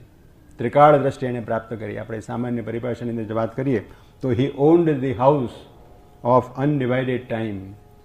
એક ત્રિકાળ દ્રષ્ટિનું જે એક સર્જન છે, એ ત્રિકાળ દ્રષ્ટિનું સર્જન એને પ્રાપ્ત કર્યું. he owned the house of undivided time.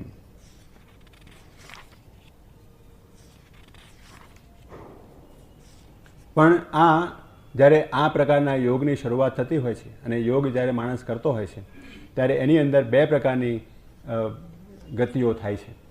એક વખત એ આરોહણ કરે છે, એને ઘણી બધી શક્તિઓ પ્રાપ્ત થાય છે, એ ચેતનાના, ઉર્ધ્વ ચેતનાની ભૂમિકાઓ ઉપર આરોહણ કરે છે, પણ એ કાયમ ત્યાં રહી શકતો નથી અને પછીથી એ નીચે આવે છે. અને નીચે આવે છે તે વખતે જાણે એમ લાગે કે એને આ શક્તિઓ પ્રાપ્ત હતી કે કેમ. સાધકે શ્રી અરવિંદને એક કમ્પ્લેન કરી, ફરિયાદ કરી કે હે પ્રભુ, મારી આરાધના કેટલા બધા દિવસથી બંધ થઈ ગઈ છે અને એને આગળ ચાલતી જ નથી, જાણે કે બિલકુલ બંધ થઈ ગઈ. હું એમ કે સામાન્ય માણસ થઈ ગયો છું, એ આરાધના આગળ, સાધના આગળ ચાલતી જ નથી. શ્રી અરવિંદ કહે છે કે તારા કરતાં મારી સાધના જ્યારે ઘણી બધી આગળ વધી ગઈ હતી ત્યારે 6 મહિના સુધી મારી આ સાધના બંધ થઈ જતી હતી, પણ તે વખતે શાંતિ રાખી અને એ શક્તિને પાછી બોલાવવી જોઈએ. અને એ શક્તિને પાછી બોલાવીએ તો પછી આવા જે પીરિયડ આવતા હોય છે વચ્ચે વચ્ચે, એ પીરિયડો બંધ થઈ શકે છે. ગીતાની અંદર આપણને કહ્યું કે શુક્લ કૃષ્ણે ગતિ હે તે જગત શાશ્વતે મતે એ કયા યાત્યના વૃત્તિ મન્યયા વર્તતે પુનઃ. એ શુક્લ કૃષ્ણ ગતિની જે વાત છે એની વધ, સૂદ અને વધ અને એ જે વાતો છે તે આ પ્રકારની વાત છે કે માણસ ઉર્ધ્વ ચેતનાઓ પર આરોહણ કરે છે, પણ એને પચાવવા માટે, એને અંતરની અંદર અંતરની ચેતનાઓમાં લઈ જવા માટે ને ત્યાં એને સ્થિર કરવા માટે બાહ્ય ચેતનાને સસ્પેન્ડ કરવી પડે છે. અને એટલા માટે એ સાક્ષાત્કારો, એ અનુભૂતિઓ પ્રાપ્ત થાય, એ અનુભૂતિઓ પ્રાપ્ત થયા પછી એના ઉપર એક પડદો પડી જાય છે અને એ પડદો પડ્યા પછીથી એ અનુભૂતિઓ અંદર ઊંડે ઉતરે છે. અને જ્યારે એ ઊંડે ઉતરે છે અને ઊંડે ઉતરીને પોતાનું એક સર્જન કરે છે ત્યારે જાણે બાહ્ય ચેતનાની અંદર એક વેક્યુમ ઊભું થાય છે, બાહ્ય ચેતનાની અંદર એક જાણે પડદો પડી જાય છે. અને તે વખતે આપણને એમ લાગે છે કે આ સાધના હવે આગળ ચાલતી નથી, પણ ખરેખર તો એ અંદર કાર્ય ચાલી રહ્યું હોય છે. અને આ પ્રકારે શુક્લ કૃષ્ણ ગતિ, શુક્લ એટલે જ્યારે આપણે આગળ વધતા હોઈએ, જ્યારે આપણી બાહ્ય ચેતનાની અંદર આપણને પ્રાપ્ત થતું હોય, અને કૃષ્ણ ગતિ એટલે આપણી અંદર એ જ્યારે અંદર ઊંડે ઉતરી જાય અને આગળ એક પડદો પડી જાય કે જેથી કરીને એ પોતે પોતાની જાતે પોતાની શક્તિ અંદર એની એક સ્થિરતા ઊભી કરે, એની અંદર એક નવું સર્જન ઊભું કરે. આ શુક્લ કૃષ્ણ ગતિ એ હંમેશા યોગની અંદર ચાલતી હોય છે અને એ યોગની સામાન્ય ઘટના છે.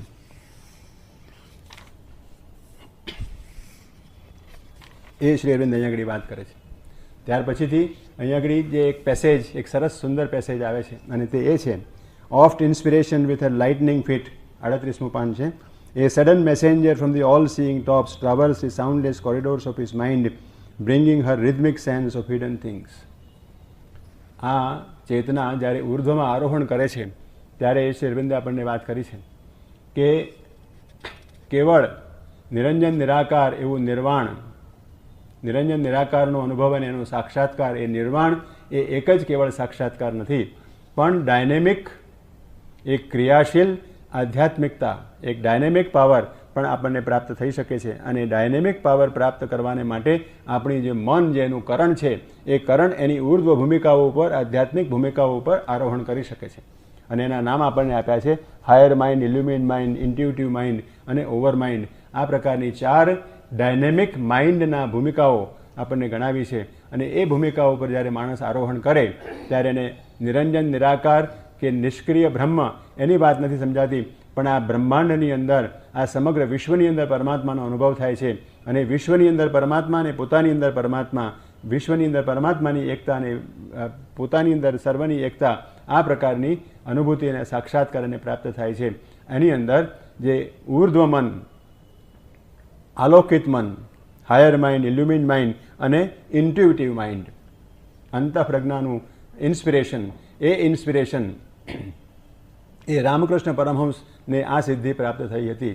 આખી એ વૈદિક યુગ એને ઇન્સ્પિરેશન, ઇન્ટ્યુઇશનનો યુગ આપણે કહીએ છીએ. એ ઇન્ટ્યુઇશનના યુગના છેલ્લા સમાહર્તા એ રામકૃષ્ણ પરમહંસ હતા. આ એક કથા આપણે સમજવા જેવી છે. આ કથા છે, એક ઘટના છે. અલીપુર જેલની અંદર શ્રી અરવિંદ હતા અને અલીપુર જેલની અંદર શ્રી અરવિંદે પોતે પોતાના શબ્દોની અંદર લખેલું છે કે વિવેકાનંદનો અવાજ એમને 15 દિવસ સુધી એમને સંભળાતો હતો અને વિવેકાનંદ એમને અમુક જ્ઞાન આપતા હતા. શ્રી અરવિંદે એ શું જ્ઞાન છે એની પણ વાત કરી છે. એ આખી વાત હું વિસ્તારથી કહું છું. આટલા માટે કે કેટલીક વસ્તુઓની અંદર આપણને ગેરસમજ હોય છે અને એ ગેરસમજ દૂર થાય એટલા માટે આ વસ્તુની સ્પષ્ટતાની જરૂરિયાત છે. વિવેકાનંદનો અવાજ એમને સંભળાતો હતો અને વિવેકાનંદને જે વિષય ઉપર જે કહેવાનું હતું એ કહેવાનું પૂરું થયું 15 દિવસની અંદર. ત્યાર પછી એ અવાજ બંધ થઈ ગયો. શ્રી અરવિંદ કહે છે કે વિવેકાનંદને પણ આ જ્ઞાન એ જ્યારે શરીરમાં હતા ત્યારે એમને નહોતું. વિવેકાનંદને પણ આ જ્ઞાન જ્યારે શરીરમાં હતા ત્યારે નહોતું, પણ એ ત્યાર પછી જ્યારે શરીર છોડીને ગયા ત્યાર પછી આ જ્ઞાન એમને પ્રાપ્ત થયું અને એ જ્ઞાન એ મને આપતા ગયા. આ શું જ્ઞાન હતું એની પણ વાત શ્રી અરવિંદે લખી છે. પણ એ રામકૃષ્ણ પરમહંસના જીવનમાંથી આપણે જો એ વાત ઉકેલી નાખીએ, એ પ્રસંગોને આપણે યાદ કરીએ, તો આપણને ખ્યાલ છે કે રામકૃષ્ણ પરમહંસ જ્યારે શરીર છોડવાના હતા ત્યારે એમણે વિવેકાનંદને બોલાવીને કહ્યું કે હવે હું તને મારી બધી સમૃદ્ધિ તને આપી દેવા માગું છું. એટલે એને બોલાવીને એમને સમાધિમાં લઈ ગયા, એમને હૃદયમાં સ્પર્શ કર્યો અને એ સ્પર્શ કરી અને એને સમાધિમાં લઈ ગયા. અને સમાધિમાં લઈ જઈ અને પોતાની બધી શક્તિ, પોતાનો આખો એ ટ્રેઝર એમને આપી દીધો અને કહ્યું કે હવે હું ફકીર થઈ ગયો, મેં તને મારો બધો ટ્રેઝર આપી દીધો, મેં મારી તને બધી સમૃદ્ધિ, આધ્યાત્મિક સમૃદ્ધિ મેં તને આપી દીધી, પણ એ આધ્યાત્મિક સમૃદ્ધિ જે ખજાનો મેં તને આપ્યો એની ચાવી મારી પાસે રહેશે.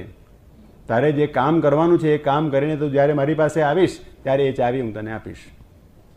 શ્રી અરવિંદ કહે છે, અને રામકૃષ્ણ પરમહંસનો જે આ પ્રસંગ છે એ પ્રસંગની સાથે બિલકુલ સુમેળ જામે છે. રામકૃષ્ણ પરમહંસ જાણતા હતા કે વિવેકાનંદને એક બાહ્ય કાર્ય કરવાનું છે. વિશ્વની અંદર આધ્યાત્મિકતા પ્રસરાવવાને માટે એક ભારતના એક પ્રતિનિધિ રૂપે એમણે પાર્લામેન્ટ ઓફ રિલિજનની અંદર જવાનું છે. આ વિશ્વની અંદર આધ્યાત્મિકતા, ભારતીય આધ્યાત્મિકતાનો પ્રચાર કરવા માટે એમનું એ જે જીવન કાર્ય છે એ જીવન કાર્યને માટે એમને આ આધ્યાત્મિક સમૃદ્ધિ અત્યારે આપી શકાય એમ નથી. જો એ આધ્યાત્મિક સમૃદ્ધિનો ખજાનો એમને હું અત્યારે આપી દઉં તો એ આ કાર્ય કરશે નહીં, એ કાર્ય એ કરી શકશે નહીં. માટે એમની પાસેથી એ વિથેલ્ડ રાખવામાં આવે છે. અને જ્યારે પોતે એ કાર્ય કરી અને વિવેકાનંદ જ્યારે ફરી પાછા પોતાનું શરીર છોડી અને રામકૃષ્ણ પરમહંસ પાસે જાય છે ત્યારે એમને આ આપવામાં આવે છે. આ ખજાનો શું છે? શ્રી અરવિંદે પોતે લખેલું છે. શ્રી અરવિંદે પોતે લખેલું છે કે આ ખજાનો શું છે? તો કે એ ખજાનો એ છે કે ઇન્ટ્યુટિવ માઇન્ડ, જે અંતઃપ્રજ્ઞાની શક્તિ છે, એ અંતઃપ્રજ્ઞાની શક્તિ એ રામકૃષ્ણ પરમહંસની પરમ સિદ્ધિ હતી. કારણ કે પોતે અભણ હતા, પોતાને કોઈ જ્ઞાન નહોતું, છતાં પણ એ આધ્યાત્મિક સર્વ સમૃદ્ધિઓનું જ્ઞાન પોતાને પ્રાપ્ત હતું. શ્રી અરવિંદે બહુ સુંદર વાત લખી છે કે જ્યારે કેશવચંદ્ર સેન શ્રી રામકૃષ્ણ પરમહંસના ચરણોની અંદર પડે છે, એમનું શિષ્યત્વ સ્વીકારે છે, ત્યારે પશ્ચિમની સભ્યતા એટલે આ બુદ્ધિની સભ્યતા, આ રીઝનની સભ્યતા, આ ઇન્ટેલિજન્સની સભ્યતા, એ સભ્યતા અભણ એવા રામકૃષ્ણ પરમહંસ અને એ જેના પ્રતિનિધિ છે એવા ભારત દેશની આધ્યાત્મિકતાને શરણે આવે છે. બુદ્ધિની સમૃદ્ધિ, ઇન્ટ્યુટિવ મેન્ટાલિટીની શરણે આવે છે. આ વિશ્વનો મહાન બનાવે છે.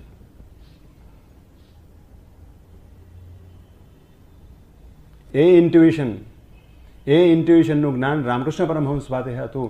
એમણે સર્વ આધ્યાત્મિક સમૃદ્ધિ જ્યારે વિવેકાનંદને આપી ત્યારે આ ઇન્ટ્યુઇશનના જ્ઞાનની સર્વશક્તિ એમણે વિવેકાનંદને આપી. અને એ વિવેકાનંદે શ્રી અરવિંદ જ્યારે અલીપુર જેલમાં હતા ત્યારે આ જ્ઞાન એમણે શ્રી અરવિંદને આપ્યું. એ જ્ઞાન શું હતું?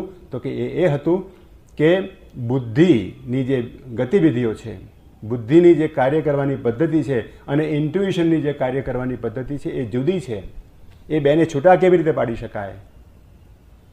ઇન્ટ્યુઇશનને ઓળખવું કેવી રીતે, બુદ્ધિને કેવી રીતે ઓળખવું? જ્યારે ઇન્ટ્યુઇશન આપણા મનની અંદર આવે છે ત્યારે આપણી બુદ્ધિ એની સાથે ભળી જાય છે અને પછી જાણે ઇન્ટ્યુઇશન રૂપે આપણી સમક્ષ રજૂ થાય છે તો આપણી બુદ્ધિની જે ગતિવિધિઓ છે એમાંથી ઇન્ટ્યુઇશનની ગતિવિધિઓને કેવી રીતે છૂટી પાડવી અને આ બુદ્ધિની જે સામાન્ય ગતિવિધિઓ છે એને કેવી રીતે છૂટી પાડવી, એનું જ્ઞાન વિવેકાનંદે શ્રી અરવિંદને આપ્યું. અને ત્યાર પછી જ્યારે એ શ્રી અરવિંદ ચંદ્રનગરમાં ગયા ત્યાં આગળ એમને આ વેદની જે દેવીઓ છે, આ ઇન્ટ્યુઇશનની દેવીઓ છે, એ દેવીઓ કોણ? તો કે ઈળા, મહી, ભારતી, સરસ્વતી, શર્મા અને દક્ષિણા. આ દેવીઓના એમને જ્ઞાન પ્રાપ્ત થયા, આ દેવીઓના દર્શન થયા અને એ દેવીઓના નામ એમને અંદરથી જાગૃત થયા. અને એ પોતાના અનુભવને, એ સાક્ષાત્કારને પ્રાપ્ત એને કન્ફર્મ કરવા માટે એ કોઈ યોગશાસ્ત્રના પુસ્તકોને એમણે જોયા, પણ એ યોગશાસ્ત્રના પુસ્તકોની અંદર એમને આનું કંઈ જ્ઞાન પ્રાપ્ત થયું નહીં. એટલે એમને એને રવા દીધા. પછી જ્યારે પોંડિચેરી ગયા ત્યાં આગળ જ્યારે એમને વેદને અભ્યાસ હાથમાં લીધો ત્યારે એમને આ જ્ઞાન પ્રાપ્ત થયું કે આ તો ભાઈ વેદની દેવીઓ છે. મહી, ભારતી, ઈળા, સરસ્વતી, શર્મા અને દક્ષિણા આ ઇન્ટ્યુઇશનની દેવીઓ છે. આ એમના પ્રત્યેકના એક કાર્યો છે. What are these works? These works are the power of revelation. એક કોઈ ઉદ્ઘાટન કરવું, એક વિશાળ સત્યનું ઉદ્ઘાટન કરવું, it is a power of revelation. The power of revelation is the power of Mahi અને ભારતી. વિશ્વ વિશાળ સત્યનું જે ઉદ્ઘાટન કરી શકે એ માં મહી અને ભારતીનું કામ છે. અને એ ભારતી દેવી આ ભારત દેશની એક જેને આપણી દેવી કહીએ, ભારત દેશની દેવી છે. અને એનામાંથી આ ભારતનું નામ પડ્યું છે. ભારત દેશનું નામ આ ભારતી ઉપરથી પડ્યું છે. મહી અને ભારતી એ ભારત દેશનું લક્ષણ છે. વિશાળ સત્યોને પોતાની અંદર રાખી શકે ને વિશાળ સત્યોનું એક એનું જ્ઞાન પ્રાપ્ત કરી શકે એ મહી અને ભારતીની લક્ષણા છે. It is a power of revelation. Ila is a power of inspiration. Saraswati is a power of intuition. Sharma એ એક ઇન્ટ્યુઇશનની એવી શક્તિ છે કે જે બધે જઈ શકે છે, જે અજ્ઞાનમાં, અવચેતનમાં અને સામાન્ય મનની અંદર જઈ શકે છે. અને ત્યાં જઈ અને ત્યાંથી એક જ્ઞાન, ત્યાંથી એક it is called a hound of heaven. સ્વર્ગીય કૂતરી કહેવામાં આવે છે શર્મા. એ શર્મા શું કાર્ય કરે છે? પણીઓના ઘરમાં, પણીઓના વાડાઓમાં જઈને ત્યાંથી ઇન્ફોર્મેશન લઈ આવે છે. આપણે આ ઇન્ટેલિજન્સ બ્યુરોની માફક કે ત્યાં આગળ ગાયોને અમે પૂરી દીધી છે અને એ જ્ઞાન લાવી અને ઇન્દ્રને અને આને આપે છે. એ શર્મા, એ ઇન્ટ્યુટિવ પાવર. અને Dakshina is a power of divine discernment, divine discrimination. વેદની અંદર દક્ષિણાનો અર્થ આ થાય છે, બ્રાહ્મણોને દક્ષિણા આપીએ છીએ એ દક્ષિણા નહીં. દક્ષ પ્રજાપતિનો અર્થ આ થાય છે. It is a discernment, it is a divine divine discernment, divine discrimination. એ સાચું અને ખોટું, ઇન્ટ્યુઇશન કયું અને બુદ્ધિની શક્તિ કઈ, એ બેને છૂટા પાડવાની જે દાક્ષિણ્ય, કેપેસિટી, કૌશલ્ય, એ દક્ષિણા છે. It is a power of divine discernment. આ ચાર દેવીઓ એ ઇન્ટ્યુઇશનની દેવીઓ છે, જે મનના જે વ્યાપારો છે એ મનના વ્યાપારોને એક વિશાળ ફલક ઉપર, એક આધ્યાત્મિક ફલક ઉપર મૂકી આપી શકે છે. It is a power of revelation, power of inspiration, power of intuition, power of divine discrimination. એ બુદ્ધિની જે ચાર શક્તિઓ છે, જે બુદ્ધિની ચાર શક્તિઓ છે, મનની ચાર શક્તિઓ છે, એ મનની ચાર શક્તિઓને આ ઇન્ટ્યુઇશનની ચાર શક્તિઓ દ્વારા જો રિપ્લેસ કરવામાં આવે. અને ભારત દેશ કેમ આગળ વધી રહ્યો છે અત્યારે નોલેજ સોસાયટી તરીકે? એની પાછળનું રહસ્ય શું છે?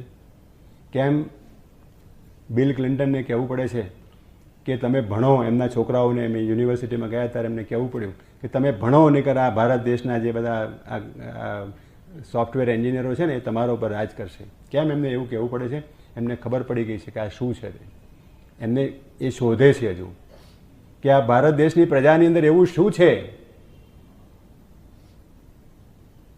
કે આ અત્યારે બધે વિશ્વના ઉપર પોતાનું સામ્રાજ્ય જમાવવા માટે આગળ વધી રહ્યા છે. શું છે એવું? એ આ છે.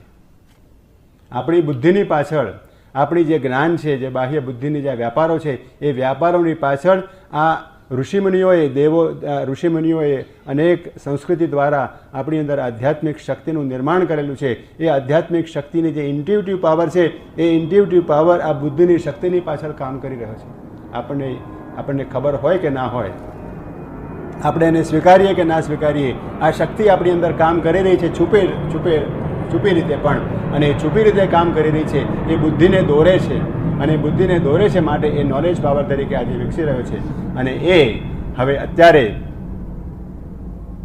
ભારત અને ચાઇના એ બેની સામે જેક્સ્ટા પોઝિશનમાં મૂકી આવ્યો છે, એક સામે મૂકી આપ્યા છે. આ વિશ્વ નિર્માણની જે નિર્માણ છે આખું, એ નિર્માણ જે ભાવિની અંદર થવાનું છે, એની આખી તૈયારી આ પૃથ્વી ઉપર અત્યારે થઈ રહી છે. આ ઇન્ટ્યુઇશનનો પાવર છે, આ ઇન્ટ્યુઇશનની શક્તિ છે, આ એક અંતઃસ્ફુરણાની શક્તિ છે. આ અંતઃસ્ફુરણાની શક્તિ આપણી અંદર જ્ઞાન આપે છે. અને એનું વર્ણન આખું એ આ પેસેજની અંદર કરવામાં આવ્યું છે કે અશ્વપતિએ આ ઇન્ટ્યુઇશનની શક્તિ દ્વારા એને કેવી રીતે જ્ઞાન પ્રાપ્ત થયું. એટમની અંદર જે જ્ઞાન ભરેલું છે એ ઇન્ટ્યુઇશનનું જ્ઞાન છે. કીડા મંકોડા અને પશુ પક્ષીઓની અંદર જે જ્ઞાન પડેલું છે, જેને ઇમ્પલ્સિસ કહીએ, ઇન્સ્ટિંક્ટ કહીએ, એ instinct is nothing but the manifestation of these intuition at the vital level, at the pranic level. મનુષ્યની અંદર જે બુદ્ધિ છે એ બુદ્ધિની પાછળ તમે જુઓ, સાયન્ટિસ્ટો પણ પોતે કબૂલ કરશે અને આપણે બધા પણ કબૂલ કરીએ છીએ કે આપણી બુદ્ધિ અનેક પરિશ્રમો કરીને જ્યારે થાકી જાય ત્યારે પછી કંઈક જ્ઞાન મળે છે. આની પાછળ એ ઇન્ટ્યુઇશન પાછળ કામ કરી રહ્યું છે. એ ઇન્ટ્યુઇશન દ્વારા મનની શક્તિઓને ટેકો મળી રહ્યો છે. આ ઇન્ટ્યુઇશનની આગળ જો આપણે એને એના પ્યોર ફોર્મની અંદર મેળવી શકીએ તો આપણું જ્ઞાન 1000 ગણું વધી જઈ શકે. ભારતે જે કરવાની જરૂરિયાત છે, ભારતની યુનિવર્સિટીઓમાં જે અત્યારે કરવાની જરૂરિયાત છે તે આ છે કે બુદ્ધિ ઉપર કાયમ ઠોસ મદાર રાખવાની જગ્યાએ બુદ્ધિની પાછળ જે ઇન્ટ્યુઇશન કામ કરી રહ્યું છે એ ઇન્ટ્યુઇશનને ખોલવા દેવું જોઈએ, ઇન્ટ્યુઇશનનું કામ બુદ્ધિની અંદર કરવા દેવું જોઈએ, ઇન્ટ્યુઇશનને રેકગ્નાઇઝ કરવું જોઈએ, ઇન્ટ્યુઇશનને આવકારવું જોઈએ. જો એ ભારતની યુનિવર્સિટીઓ કરી શકે તો ભારત દેશ હજુ વધારે 1000 ગણો નોલેજ સોસાયટી તરીકે આગળ વધી શકે. આ ભારતની યુનિવર્સિટીઓએ કરવાની જરૂરિયાત છે.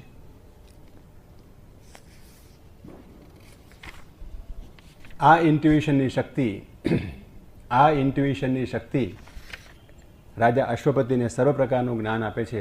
અને જ્ઞાન આપતા આપતા શ્રી અરવિંદે અહીંયા આગળ એક સુંદર વાત લખી છે કે એ ઇન્ટ્યુઇશનની શક્તિ દ્વારા એ અધિમનસની ભૂમિકા ઉપર પહોંચે છે. અને અધિમનસની ભૂમિકા ઉપર પહોંચ્યા પછીથી એને અતિમનસની શક્તિના, અતિમનસના જગતના દર્શન થાય છે. એની વાત અહીં શ્રી અરવિંદે સુંદર રીતે કરી છે. As if a torch held by a power of God, the radiant world of the everlasting truth glimmered like a faint star bordering the night above the golden overmind's shimmering age. રાજા અશ્વપતિ ઇન્ટ્યુઇશનની ભૂમિકા ઉપર આવીને ઊભો છે અને ઇન્ટ્યુઇશનની ભૂમિકા ઉપર આવી અને ઓવરમાઇન્ડ, અધિમનસ, અધિવિશ્વે નિષેધુ, વેદની અંદર એમ કહેવામાં આવ્યું છે કે રુચો અક્ષરે પરમે વ્યોમન યસ્મિન દેવા અધિવિશ્વે નિષેધુ યસ્તમ વેદ કિમ રુચા કરીશતી ય ઇતદ વિદુસ્તય મેં સમાસતે. એ અધિવિશ્વની અંદર આ દેવોનો નિવાસ છે. એ આ અધિવિશ્વ, એ ઓવરમાઇન્ડ, એ દેવોનો જગત છે. એ દેવોના જગત ઉપર રાજા અશ્વપતિ આવીને ઊભો છે અને ત્યાંથી એને અતિમનસના દર્શન થાય છે. પણ અતિમનસના દર્શન કેવા થાય છે? As if a torch held by the power of God. ભગવાને જાણે એક બેટરી ધરી હોય. The radiant world of the everlasting truth, કાયમી શાશ્વત સત્ય, glimmered like a faint star bordering the night. માતાજીએ લખ્યું છે કે અધિવિશ્વ ઉપર અધિમનસ ને અતિમનસ વચ્ચે ઘણો મોટો ગેપ છે. A radiant world of the everlasting truth glimmered like a faint star bordering the night above the golden overmind's shimmering ridge. એક પ્રકાશિત એવા શિખર ઉપર, ઓવરમાઇન્ડના પ્રકાશિત એવા શિખર ઉપરથી અને અતિમનસના દર્શન થાય છે કે એક વચ્ચે નાઇટ, રાત્રિનો મોટો ગાળો છે અને એ ગાળાની આગળ જાણે કે અતિમનસના જગતનો એક સ્ટાર, એક તારો દૂર દેખાય છે. આ રીતે શ્રી અરવિંદે અતિમનસ એટલે કે ઇન્ટ્યુઇશનની શક્તિ દ્વારા જે જ્ઞાન, વિશ્વનું જ્ઞાન પ્રાપ્ત કરે છે, વિશ્વની અંદર રહેલા રહસ્યોનું જ્ઞાન પ્રાપ્ત કરે છે, એ જ્ઞાનનું વર્ણન આની અંદર આપણને કરવામાં આવ્યું છે. એટલું જ નહીં, આપણે જેને સરસ્વતી કહીએ છીએ, એ સરસ્વતી શું છે? વેદની અંદર 2 પ્રકારની વાત કરવામાં આવી છે. એક તો કે સરસ્વતીના આગમન દ્વારા, સપ્ત સિંધુઓના આગમન દ્વારા જે વૃત્રાસુર છે એ વૃત્રાસુરનું હનન કરવામાં આવે છે. એટલે ઉપરની શક્તિઓ, એ ઉપરના રહેલી જે પંજાબના 5 સપ્ત સિંધુઓ, એ સપ્ત સિંધુઓને આર્યાવર્તની અંદર ઉતારી લાવવામાં આવે છે એવું હિસ્ટોરિયનનું માનવું છે. પણ જે ઇસોટેરિક મિનિંગ છે, જે આધ્યાત્મિક સત્ય છે, તે આ પ્રકારનું છે કે ઇન્ટ્યુઇશનની જે શક્તિઓ છે, એ શક્તિઓને ઉપર રહેલી જે જ્ઞાનની શક્તિઓ છે, એ જ્ઞાનની શક્તિઓ મનુષ્યના મનની અંદર ત્યારે આવે છે અને એ આવે તે પહેલાં એની અંદર એક બ્લોક છે. એ બ્લોક એને તોડવો પડે. જો એને તોડીએ તો એ શક્તિઓ આપણા મનની અંદર ઉતરી આવી શકે. એ જે બંધ રાખે છે, એ શક્તિઓને આવતી અટકાવે છે, એ વૃત્રાસુર છે. વૃત્ર એટલે ઢાંકવું, એક ઢાંકણ છે. આપણું મન અને આ ઉર્ધ્વના મન, એ બેની વચ્ચે એક ઢાંકણ છે. અને શ્રી અરવિંદ આશ્રમના સાધકો અને જે સાધકોનું તમે એમના અનુભવો વાંચો તો કેટલાક સાધકો એમ કહે છે કે મારા મગજની અંદર જાણે કે કોઈ બોરિંગ કરતું હોય એવો મને અનુભવ થાય છે. જાણે કે કોઈ શારડી દ્વારા મારા મનને, મારા ખોપરીને જાણે કોઈ કોરી રહ્યું હોય એવો મને અનુભવ થાય છે. કંઈ ફિઝિકલી થયું એવું કે એના સ્કલને કોરે છે એવું નથી. આ ઉપર રહેલી શક્તિ એની અંદર એક કાણું પાડે છે અને કાણું પાડી અને જે એક લીડ રહેલું છે એ લીડમાંથી એની શક્તિને નીચે લઈ આવવાનો પ્રયત્ન કરે છે.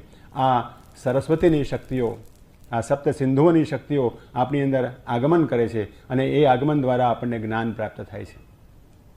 આ વેદની વાત છે. એ એક વાત છે.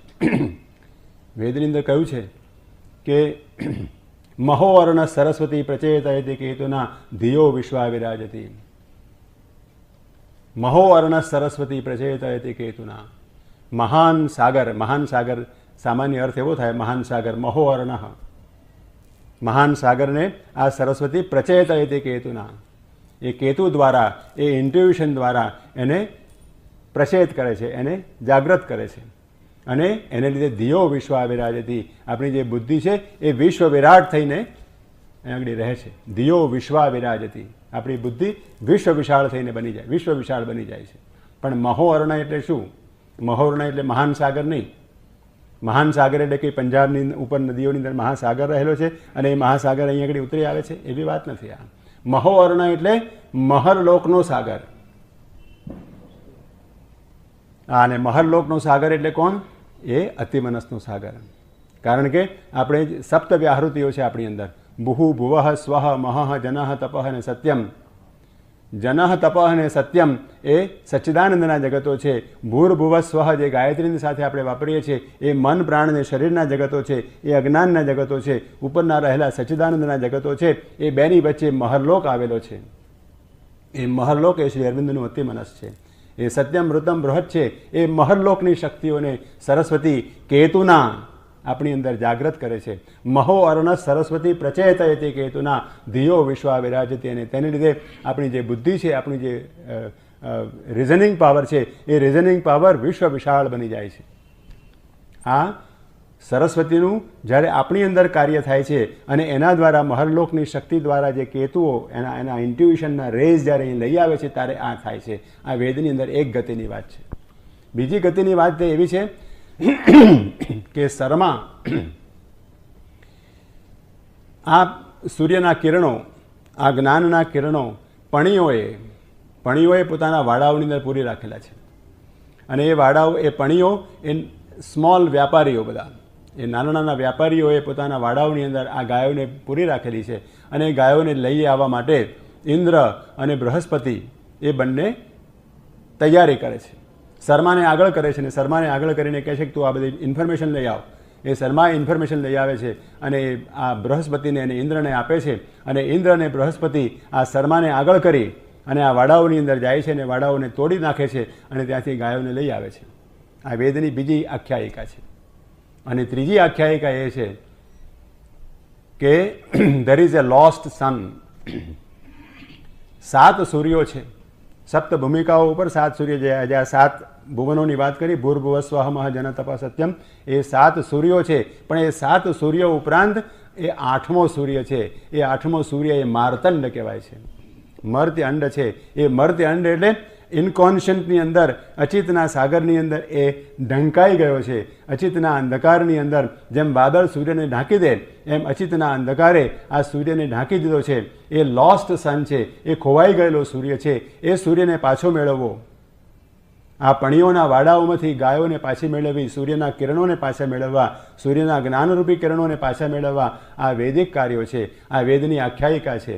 એ આ પણીઓ એ કોણ છે? આ પણીઓ એ આપણું અવચેતન છે. આપણે એને અંડરવર્લ્ડ કહીએ છીએ. અંડરવર્લ્ડની આખી જે મૂવમેન્ટ વિશ્વની અંદર ચાલી રહી છે એ it is nothing else but a manifestation of the powers of આપણું જે અવચેતન છે, આપણું જે સબકોન્શિયસ છે. આપણા સબકોન્શિયસની અંદર, વિશ્વના સબકોન્શિયસની અંદર જે શક્તિઓ ભરી પડેલી છે એ શક્તિઓ પોતે આ આતંકવાદ જેને આપણે કહીએ, ટેરરિઝમ કહીએ, કે ટેરરિઝમ અને અંડરવર્લ્ડ છે, એ અંડરવર્લ્ડની અંદર એ શક્તિઓ પોતે પ્રસ્ફુટ થાય છે. એટલે આપણે બિન લાદેનને કે બીજા કોઈને દોષ દેવાની જરૂર નથી. એ માનવ જાતિના અવચેતનની અંદર જે આપણે આપણી જાતને સ્વીકારતા નથી કે આવી ગંદી વસ્તુઓ આપણી અંદર રહેલી છે, એ ગંદી વસ્તુઓને આપણે એનો કાર્પેટ નીચે મૂકી દઈએ છીએ, આપણા અવચેતનની અંદર નાખી દઈએ છીએ અને પછી એમ કહીએ છીએ કે આપણે તો બહુ સુંદર છીએ, આપણે ભગવાનની પ્રાર્થના કરીએ છીએ વગેરે વગેરે. એ બધી વસ્તુઓ જે ત્યાં ભરી પડેલી છે એ વિશ્વના અવચેતનની અંદર રહેલી છે. અને એ વિશ્વના અવચેતનની અંદર રહેલી એ શક્તિઓ આ રીતે અભિવ્યક્તિને પામે છે. એ અંડરવર્લ્ડ દ્વારા થાય છે, એ ટેરરિઝમ દ્વારા થાય છે. એ આપણું પ્રતિબિંબ છે. માનવ જાતિની અવચેતનાનું પ્રતિબિંબ છે. આ સૂર્યની શક્તિઓ, આ સૂર્યના જ્ઞાનના કિરણો આ અવચેતનની અંદર પડેલા છે. એ સરમાં આ બૃહસ્પતિ અને ઇન્દ્ર એને લઈ આવે છે. શ્રી અરવિંદ કહે છે, in deep subconscious glowed her jewel lamp. અને માર્તંડને એ સૂર્યને લઈ આવે છે. એ સૂર્યને પાછો લઈ આવો, મર્ત્ય અંડને માર્તંડને પાછો લઈ આવો, એ લોસ્ટ સનને પાછો લઈ આવો. એ વેદના ઋષિઓનું એક કામ હતું. કારણ કે અહીં લખે છે, in the deep subconscious glowed her jewel lamp lifted it showed the riches of the cave. ગુફાઓની અંદર જે સમૃદ્ધિ પડી પડેલી છે એ સમૃદ્ધિઓનું જ્ઞાન એને આપે છે. Where by the miser traffickers of the sense, પણીઓ unused guarded beneath night's dragon paws. રાત્રિના સકંજાની અંદર આ ગુફાઓની અંદર આ શક્તિઓ ભરી પડેલી છે. અને તે શક્તિઓને in folds of velvet darkness draped by sleep whose priceless value could have saved the world. આ શક્તિઓને પાછી લઈ આવવી, એ શક્તિઓનો ઉદ્ધાર કરવો, એ શક્તિઓને વેદની અંદર સુંદર વર્ણન કરેલું છે. વેદની અંદર વર્ણન કરેલું છે કે આ બૃહસ્પતિ પોતાના રૂક વેદના ઉચ્ચાર દ્વારા એ પણીઓના ઘરોને તોડી નાખે છે, એના વાડાઓને તોડી નાખે છે અને એમાંથી ગાયોને લઈને ઉર્ધ્વમાં લઈ જાય છે. આ વર્ણન જે કર્યું છે તેનું એક્ઝેક્ટ વર્ણન, એનું કદાચ વધારે વિસ્તારપૂર્વકનું વર્ણન, એના સર્વ આયામો સાથેનું વર્ણન આ પેરેગ્રાફની અંદર શ્રી અરવિંદે કર્યું છે. That is the darkness carrying morning in its breast looked for the eternal wide returning gleam waiting the advent of a larger ray and rescue the lost herds of the sun. Rescue the lost herd of the sun. સૂર્યના કિરણો જે ખોવાઈ ગયા છે, સૂર્યના કિરણો જે અચેતની અંદર પડેલા છે, એ સૂર્યને પાછો લઈ આવો, એની વાત શ્રી અરવિંદ અહીંયા આગળ કરે છે. સો રાજા અશ્વપતિને આ ઇન્ટ્યુટિવ જગત, the power of revelation, the power of intuition, the power of inspiration, the power of divine discrimination, આ સર્વ શક્તિઓ રાજા અશ્વપતિને પ્રાપ્ત થઈ. A wide God knowledge pour down from above, a new world knowledge broaden from within. His daily thoughts looked up to the true and one. His commonest doings welled from an inner sight. Shri અરવિંદે લખ્યું છે કે I do not know whether I have called myself a superman. કોકે પૂછ્યું કે તમે તમારી જાતને સુપરમેન કહેશો? તો શ્રી અરવિંદ કહે છે કે I do not know whether I have called myself superman in my writings. મારા લખાણોની અંદર મેં મારી જાતને સુપરમેન કહી છે કે નહીં મને ખબર નથી, પણ એક વાત નક્કી છે કે હું માનવ ચેતના જે છે એ માનવ ચેતનાથી ઘણો આગળ વધી ગયો છું. નહીતર મને અતિમનસ ઉતારી લાવવાનું કોઈ સ્વપ્ન આવે નહીં. I do not know whether I have called myself a superman, but I have risen much higher than the human mind. Otherwise, I would not have thought of bringing down the supermind. વેદના ઋષિઓ જેનું જ્ઞાન પ્રાપ્ત હતું, વેદના ઋષિઓએ જે માર્ગ કંડારી કાઢ્યો હતો, ઇન્ટ્યુઇશનની ભૂમિકા ઉપરથી અધિમનસ થઈને અતિમનસની ભૂમિકા અને આનંદમય ભૂમિકા ઉપર જવા માટેનો જે માર્ગ કંડારી કાઢ્યો હતો, એનું જ્ઞાન ઋષિમુનિઓની વેદની અંદર હતું. પણ એ ત્યાર પછીના યુગોની અંદર આપણા દર્શનશાસ્ત્રોની અંદર એ બધું જ્ઞાન એક જુદી રીતે રજૂ કરવામાં આવ્યું અને એ જ્ઞાનને શ્રી અરવિંદે ફરીથી પાછું પ્રાપ્ત કરી. અને એ જે ઋષિઓની જે ગાથા હતી, એ ઋષિઓની જે અભિપ્સા હતી, એ અભિપ્સા દ્વારા જગતને સુંદર બનાવવું, જગતની અંદર નવનિર્માણ કરવું, એ કાર્યને માટે એ અતિમન શક્તિને, એ આનંદની શક્તિ તો ત્યાર પછી આવી શકે, એ શક્તિને લઈ આવવા માટે શ્રી અરવિંદે વાત કરી. Apart he lived in his mind solitude, demigod shaping the lives of men. Demigod shaping the lives of men. માનવનું નવસર્જન કરનારું. One soul's ambition lifted up the race. One soul's ambition, એક માનવીની મહત્વાકાંક્ષા, એણે માનવ જાતિનો ઉદ્ધાર કર્યો. અમારા વિદ્યાર્થીઓ ઘણી વખત, અમારા પ્રોફેસરો એટલે વિદ્યાર્થીઓ સાથે કામ લેવાનું ને, એટલે આપણને ઘણી વખત એમ કહે કે આ આઇન્સ્ટાઈને આ રિલેટિવિટી બધી સિદ્ધિ શોધી કાઢી, રિલેટિવિટીની થિયરી શોધી કાઢી કે અમારે ભણવી પડે છે, સમજણ પડતી નથી, આ મેથેમેટિક્સ આવડતું નથી, અને આ પ્રોફેસરો આવીને બોલી જાય છે કંઈ સમજણ પડતી નથી અને અમારે ભણવું પડે છે. આ આઇન્સ્ટાઈન ના થયો હોત ને તો આ બધી પંચાયત ના મટે. આપણી પરિસ્થિતિ આવી છે. એક શ્રી કૃષ્ણ આવી ગયા, એક રામ આવી ગયા, આપણી અંદર એક આદર્શનું સ્થાન મૂકી દીધું અને એ આદર્શને ઝંખવા માટે, એ આદર્શને પકડવા માટે આપણે જીવનો સુધી, અનેક જન્મો સુધી આપણે મથામણ કરીએ છીએ. એક શ્રી કૃષ્ણ આવી ગયા, એ શ્રી કૃષ્ણની આરાધનાને માટે, શ્રી કૃષ્ણના દિવ્યત્વને પ્રાપ્ત કરવાને માટે આપણે જન્મો સુધી મથામણ કરીએ છીએ. આ શ્રી અરવિંદ પાછા આવ્યા અને શ્રી અરવિંદે હવે કંઈક નવી વાત કરી, અતિ મનસની વાત કરી. આ આપણને એ કેટલું બધું દોડાવે છે ભગવાનને.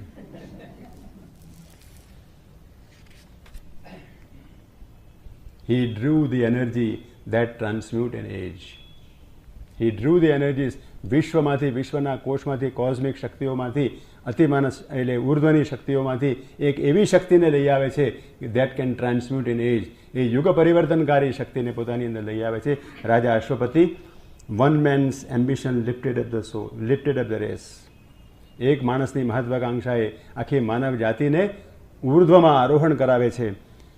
He drew the energies that transmute an age. યુગ પરિવર્તનકારી શક્તિને લઈ આવે છે. આ અત્યારનું જે કલિયુગ છે એ કલિયુગ હવે સત્યયુગની અંદર પરિણત થઈ ગયો છે. આપણે એક ટ્રાન્ઝિશન પીરિયડમાંથી પસાર થઈ રહ્યા છીએ. 100-200 વર્ષ કદાચ લાગશે. એ 200 વર્ષ પછી આધ્યાત્મિક યુગ આવી રહ્યો છે. એ યુગની અંદર માનવ જાતિ પોતાના શાંતિથી આધ્યાત્મિક કાર્યને કરશે અને આધ્યાત્મિક કાર્ય કરતાં કરતાં એ ઇન્ટ્યુઇશનની ભૂમિકાઓ ઉપર આરોહણ કરશે, એ અતિમાનસની ભૂમિકાઓ ઉપર આરોહણ કરશે, એ અતિમાનસને લઈ આવશે. અતિમાનસની અંદર પોતાનું એક ડિવાઇન માઇન્ડ, ઇલ્યુમિનેટ માઇન્ડ પ્રાપ્ત કરશે, માઇન્ડ ઓફ લાઇટ પ્રાપ્ત કરશે અને એમાંથી એક નવીન જાતિનો ઉદય થશે.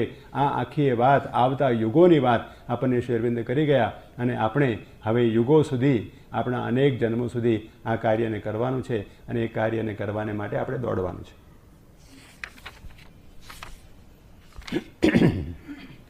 રાજા અશ્વપતિને એક સિક્રેટ નોલેજનું જ્ઞાન પ્રાપ્ત થાય છે. આઈ થિંક આપણે અહીંયા સમય જતો રહે છે, કંઈ ખબર નથી પડતી. સોરી.